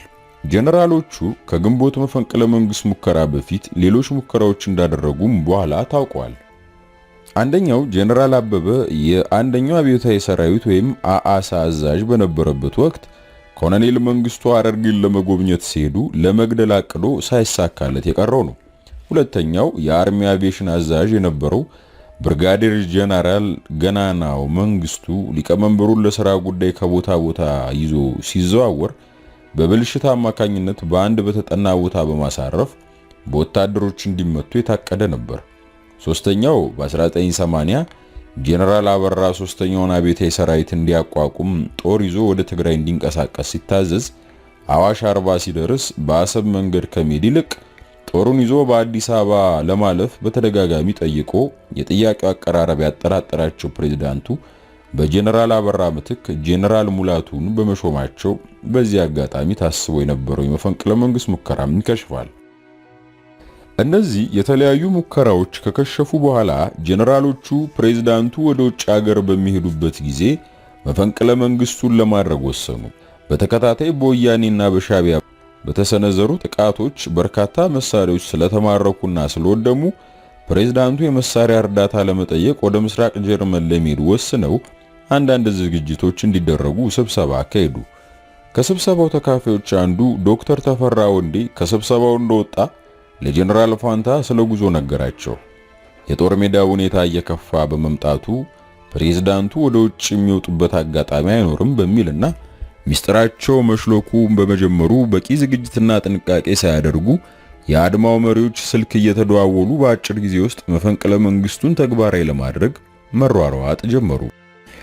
የአድማው መሪዎች ግንቦት 7 ተሰብስበው በማግስቱ ማክሰኞ ግንቦት 8 መወሰድ ስላለባቸው እርምጃዎች ተወያዩ። በዚህም ስብሰባቸው ለአዲስ አበባ ጥበቃ የሚያስፈልገውን የአየር ወለድ ጦር ከአስመራና በመሰልጠን ላይ ካሉ ስፓርታዎች ከጦር ላይ እንዲመጡ ይወስናሉ። ከአስመራ ለሚመጣው ጦር ጄኔራል ቁምላቸው፣ ከጦር ላይ ለሚመጣው ደግሞ ጄኔራል ውበቱ ይመደባሉ። በአየር ኃይሉ በኩል መወሰድ ስላለበት እርምጃም በምክትል አዛዡ በጄኔራል ሰለሞን በጋሻው በኩል የእቅድ ቅደም ተከተል ተዘጋጅቶ በእቅዱ ይስማማሉ። በአየር ኃይል በኩል ከሚወሰዱት እርምጃዎች ዋናው ፕሬዝዳንቱን የያዘው አውሮፕላን እንዲመታ ነበር። ነገር ግን እቅዱን እንዲያስፈጽም የታዘዘው ጄኔራል ሰለሞን በጋሻው ሌሎች ንጹሃን ዜጎችና ተሳፋሪዎችን ይጎዳሉ ከሚል ሰብአዊ ርህራሄ በመነጨ አውሮፕላኑ እንዲመታ ባለማድረጉ ፕሬዝዳንቱ ተረፉ። የጦር ኃይሎች ጠቅላይ ኤታማዦር ሹሙ ለወትሮ ፕሬዝዳንቱ ወደ ውጭ ሀገር ሲሄዱ ቦሌ አውሮፕላን ማረፊያ በመገኘት የሚሸኙ ሲሆን ግንቦት 8 ግን በአገር መከላከያ ሚኒስቴር ጽሕፈት ቤታቸው ነበሩ። የዘመቻ ዋና መምሪያ ኃላፊ ጄኔራል አበራና ጄኔራል ተስፋዬ ተርፌ ፕሬዝዳንቱ ቦሌ አውሮፕላን ማረፊያ እንደለቀቁ ደርጉ ጽሕፈት ቤት የሚገኘው መላ የሰራዊቱን ክፍሎች የሚያገናኘው ሬዲዮ ነቅለውና የየቀጠናውም የዴስክ ኃላፊ መኮንኖች አስከትለው ጽሕፈት ቤታቸውን ወደ መከላከያ ሚኒስቴር አዘዋወሩ። ከሰዓት በኋላ ለሚካሄደው ስብሰባ የሚገኙ ጄኔራሎችም በኤታ ማጆር ሹም በኩል ትዕዛዝ ተላለፈላቸው። ጄኔራል መርዕድ የምድር ጦር አዛዥና የባህር ኃይል አዛዥ እንዲሁም የዘመቻ መኮንኖቹ ምሳቸውን ኢትዮጵያ ሆቴል በልተው ወደ ስብሰባው አዳራሽ አመሩ። የሀገር መከላከያ ሚኒስቴር ፕሬዝዳንቱን ሸኝተው አውሮፕላን ማረፊያ በሚገኘው ምግብ ቤት ምሳቸውን በመምላት ላይ ነበሩ። ጄኔራል አማሃም ምሳቸውን ጄኔራል ፋንታ ቤት ከበሉ በኋላ ተያይዘው በአንድ መኪና ወደ ስብሰባው አመሩ። በዚህን ጊዜ ክትትል በማድረግ ላይ የነበረው የደህንነት ሰራተኛ የሁለቱን ጄኔራሎች ወደ መከላከያ ሚኒስቴር ተያይዞ መግባት ከተመለከተ በኋላ ለኮሎኔል ተስፋዬ ሪፖርት አደረገ። ኮሎኔል ተስፋዬም ሪፖርቱ እንደደረሰው ለሻምበል መንግስቱ ገመቹ ነግሮ ጄኔራል ኃይለ ጊዮርጊስን በስልክ አግኝቶ ደርግ ጽሕፈት ቤት ለመገናኘት ወደዚያው ሲያመራ ቀደም ብዬ እንደገለጽኩት እኔና ሻምበል ለገሰም ወዲያውኑ ደረስን። ግንቦት 8 ከሰዓት በኋላ የተጀመረው ስብሰባ በኮሞዶር ኃይሌ ወልደ ማርያም ሰብሳቢነት የተወሰኑ ጄኔራሎች ጽሑፍ አዘጋጅተው በሄሊኮፕተር እንዲበተን አደረጉ። የመከላከያ ሚኒስትሩን ከመግደል በስተቀር እርስ በርሳቸው ሳይግባቡና ፋይዳ ያለው ስራም ሳይሰሩ ከምሽቱ 5 ሰዓት ሙሉ በሙሉ እቅዳቸው ከሸፈ። የመፈንቅለ መንግስቱ መሪና አስተባባሪ የነበሩት ጄኔራል ፋንታ በላይ መሰብሰቢያ አዳራሹ ሲደርሱ ወንበራቸው በጄኔራል መርዕድ ተነጥቀው ነበር። ግቢውን ለቀው መውጣት ስላልቻሉም በረንዳው ላይ ቆመው ሲንጎራደዱ ቆይተው ጄኔራሎቹ እጃቸውን ሲሰጡ እሳቸው ተሰወሩ። ለሶስት ተከታታይ ቀናት ባለመገኘታቸውም ኤምባሲ ገብተዋል፣ አምልጠዋል እየተባለ በሰፊው ሲወራ ቆይቶ በመከላከያ አካባቢ በሚገኝ ኮንቲነር ተደብቀው ስለመገኘታቸው የመንግስት ምክር ቤት መግለጫ ወጣ። ጄኔራል ፋንታ ተይዘው ወደ ደርግ ጽሕፈት ቤት ሲገቡ ከኮሎኔል ተስፋዬ ፊት ለፊት መገናኘታቸውና አሸነፍከን አይደለም እንዴ ብሎኝ ያለፈ በማለት ኮሎኔል ተስፋዬ ለፕሬዝዳንቱ ሲነግሯቸው ሰማው። ይህ አባባል ኮሎኔል ተስፋዬ በአድማው ውስጥ እንዳለበት ፕሬዝዳንቱ መጠርጠራቸውን ስላወቀ ጥርጣሬያቸውን በማስፋቅ የተቀየሰች የፈጠራ ዘዴ መሆኗ ነበር። ጄኔራል ፋንታ ቃላቸውን ለመርማሪዎች እንዲሰጡ በተደረገበት ወቅት በመርማሪዎቹ በኩል በመፈንቅለ መንግስቱ ሴራ እነማን እንደነበሩ ላቀረቡላቸው ጥያቄ ሲመልሱ አብዛኞቹ ባለስልጣናት እንዳሉበትና ብዙዎቹም ጉዳዩን የሚያውቁ መሆናቸውን ገልጸዋል። ለምሳሌ ጄኔራል ተስፋዬን አማክረውት እኔ መሐላ ስላለብኝ አልገባበትም እናንተ ግን ቀጥሉ እንዳላቸውና አልፎ አልፎም ፕሬዝዳንቱ ፊት ሲነሱት ተዋችሁት እንዴ እያለ እንደሚጠይቃቸው አስረድተዋል። በመቀጠልም አለቃችሁ ኮሎኔል ተስፋዬም ጉዳዩን በሚገባ ያውቃል፣ በጉዳዩም አለበት ሲሉ አረጋገጡ። እርምጃ ስለሚወሰድባቸው ባለስልጣናት ተጠይቀው ከአንድ ወይም ከሁለት በቀር ሌሎቹ ከፕሬዝዳንቱ እኩል ወንጀለኛ ስለሆኑ ከተጠያቂነት አያመልጡም ሲሉ የመጀመሪያውን ቃላቸውን ሰጡ። መርማሪዎቹ ከጄኔራል ፋንታ የተሰጣቸውን ቃል ለአለቃቸው ለኮሎኔል ተስፋዬ ሪፖርት ሲያደርጉ ኮሎኔሉ ተደናግጦ በቁጣ ቃል ሐሰት መሆኑን ይናገራል። መርማሪዎቹም ከዚህ በላይ መቀጠል ስለማይችሉ እዚህ ላይ አቆመው ከጄኔራል ፋንታ ጋር ጠዋት የጀመሩትን ምርመራ ከሰዓት በኋላ ለመቀጠል ሲመለሱ ጄኔራል ፋንታን ያጧቸዋል። ወዴት እንደሄዱ ሲጠይቁም በኮሎኔሉ ትዕዛዝ ጠበቅ ያለ ምርመራ እንዲካሄድባቸው ወደ ማዕከላዊ ምርመራ መወሰዳቸውን ይነገራቸዋል። ከዋናው የምርመራ ኃላፊ ከኮሎኔል ታምራት ሻመና ያገኘሁት መረጃ ነው። ጄኔራሉ ወደ ማዕከላዊ ምርመራ ከተወሰዱ ከጥቂት ቀናት በኋላ ኮሎኔል ደበላ ቢሮ መጥቶ ጄኔራል ፋንታን ማዕከላዊ ምርመራ በሽጉጥ ተገለው ሬሳቸው ሜዳ ላይ መውደቁን አሁን ከዚያ ተደውሎ እንደተነገረው ይገልጽልኛል። ሻምበል መንግስቱ ሁኔታውን ስጠይቀው መረጃው ትክክል መሆኑንና ጄኔራሉ የታሰሩበትን ካቴና ከእጃቸው ሲፈቱላቸው ጠባቂውን በወንበር ብረት በመምታት ሽጉጡን ሊቀሙት ሲሞክሩ በሌላ ጠባቂ እንደተገደሉ ከኮሎኔል ተስፋዬ መስማቱን አረጋገጠልኝ። በመሰረቱ ጄኔራል ፋንታ ለሚጠየቁት ሁሉ ሳይደብቁ ቃላቸውን በመስጠት ላይ የነበሩ ሲሆን ኮሎኔል ተስፋዬም ሁኔታውን ከሳቸው ባልተናነሰ መንገድ እያወቀው ምን የተለየ ነገር ይገኛል በማለት ነው ጥብቅ ምርመራ እንዲደረግ ያስፈለገው። ያለ ማድረግ ማዕከላዊ ምርመራ ድረስ መላክስ ነበረባቸው የሚሉ ጥያቄዎች በግድ ይነሳሉ። የአሜሪካን ፕሬዝዳንት የነበረው ጆን ኤፍ ኬኔዲን የገደለው ኦዝዋልድ የተባለ ሰው እሱም በሌላ እጅ በመገደሉ የግድያው ሚስጥር ተዳፍኖ እንደቀረው ሁሉ ኮሎኔል ተስፋዬም ጄኔራሉን በማስገደል ሚስጥሩ ተዳፍኖ እንዲቀር አደረገ። ጄኔራል ተስፋዬም ጄኔራል መርዕድን አሳሹ ጦር እንዲጨርሳቸው በማዘዝ እሱም በፈንታው የራሱን ተሳትፎ ተዳፍኖ እንዲቀር አድርጓል። የመፈንቅለ መንግስቱ ሴራ ጠንሳሽ ከነበሩት መካከል በማስተባበሩ ወሳኝ ሚና የነበረው ጄኔራል አበራም በወቅቱ ወደ ሐረርጌ ወይም ወደ ጎጃም አምርቷል የሚል መላምት ወሬ ሲነዛ ነበር። ከ15 ቀናት በኋላ የሆለታ 20ኛ ኮርስ ምሩቅና የማዕከላዊ ዕዝ ባልደረባ የነበረው ኮሎኔል መኮንን በቀለ የማዕከላዊ ኮሚቴ ጽህፈት ቤት የጠቅላላ አገልግሎት ጸሐፊ ለነበረው የኮርስ ጓደኛው ለሻለቃ ተካልኝ ባልቻ ጄኔራል አበራ ያለበትን ቦታ እንደሚያውቅና የደህንነት ሚኒስተሩ ኮሎኔል ተስፋዬ በጉዳዩ ስላለበት ለሱ መንገር ስለማይችል ፕሬዝዳንቱ ዘንድ እንዲያቀርበው ይጠይቀዋል። ፕሬዝዳንቱ ዘንድ እንደቀረበም ጄኔራል አበራ የተደበቀበትን ቦታ እንደሚያውቅና በየጊዜው ሲገናኙም ስለመፈንቅለ መንግስቱ ያወራለትን ሁሉ ሪፖርት አቀረበላቸው። እሳቸውም ለኮሎኔል ተስፋዬ እንዲነግር መመሪያ ሲሰጡት ኮሎኔሉ አድማ ውስጥ እንዳለበት ጄኔራል አበራ ስለነገረኝ ለህይወቴ ይፈራለው በማለት ከአዲስ አበባ ፖሊስ አዛዥ ያደቴ ጉርሙ ጋር ተገናኝቶ እንዲሰራ ተደረገ። ጄኔራል አበራ የተደበቀው አክስቱ በሆኑትና የኮሎኔል መኮንን የባለቤቱ እናት ቤት ነበር። ኮሎኔል መኮንን በየጊዜው አማቱን ለመጠየቅ ሲሄድ ጄኔራሉ ቴሌቪዥን ሲመለከት እንደሚያገኘውና ስለመፈንቅለ መንግስቱና ተሳታፊዎቹ ሲያወራም የኮሎኔል ተስፋዬን ተሳትፎ በቁጭት እያነሳ ይናገር እንደነበር ገልጿል።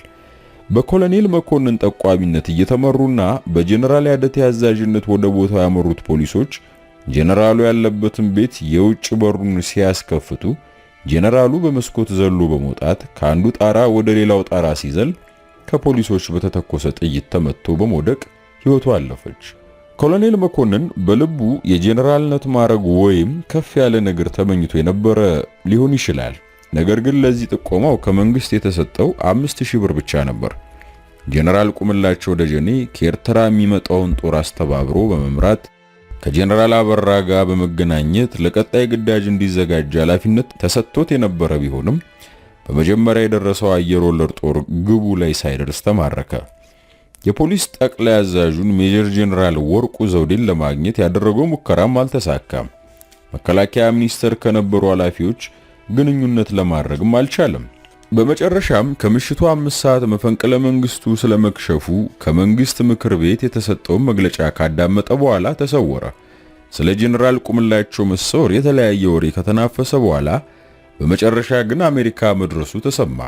እንዴት ሊወጣ ቻለ የሚለው ግን ጄኔራሉ በአሜሪካን ድምጽ ሬዲዮ በሰጠው ቃለ ምልልስ ልብሱን ለውጦ አንዴ በመኪና ሌላ ጊዜ በእግሩ እያቆራረጠ በነገሌ በኩል በአስቸጋሪ ሁኔታ ኬንያ እንደደረሰና ብሎም የአሜሪካን ጥገኝነት እንዳገኘ ገለጸ። በሌላ በኩል እንደተወራው ግን መፈንቅለ መንግስቱ እንደከሸፈ ወዳጁና ጓደኛው የነበረው የደህንነት መስሪያ ቤት ባልደረባ ኮሎኔል የሺጥላ አምበሉ ጉራጌ ሀገር አድርሶት ይመጣል። ከዚያም የአሜሪካን ኮንግረስ አባል የነበረው ሚኪ ሊላንድ በአውሮፕላን አደጋ የሞተበትን ቦታ ፍለጋ በርካታ አውሮፕላኖች ተሰማርተው የነበሩ ሲሆን አንዱ ሄሊኮፕተር ጄኔራሉ ተደብቆበት በነበረው ቦታ አካባቢ በድንገት ያርፋል። ከዚያም ጄኔራሉን ይዞ ቦሌ አውሮፕላን ማረፊያ እንደመጣና አሜሪካኖቹ በሌላ አውሮፕላን አዘዋውረውት እንደወሰዱት ሲነገር ተሰምቷል። ለማንኛውም ጄኔራል ቁምላቸው አዲስ አበባ ከነበሩ 12 ጄኔራሎች ጋር ከመገደል ወይንም ኤርትራ እንደነበረው ጦር ከመረሸን ተርፏል። አሳሹ ጦር ግንቦት 8 ማምሻውን እያንዳንዱን ቢሮ ሲፈትሽ በዚያው ቀን ሳያገኛቸው የቀረው ኮሞዶር ኃይሌ ወልደ ማርያምና 3 የሶቪየት አማካሪዎች አንድ ቢሮ ውስጥ ተዘግቶባቸው ከ4 ቀናት በኋላ መገኘታቸው ታውቋል።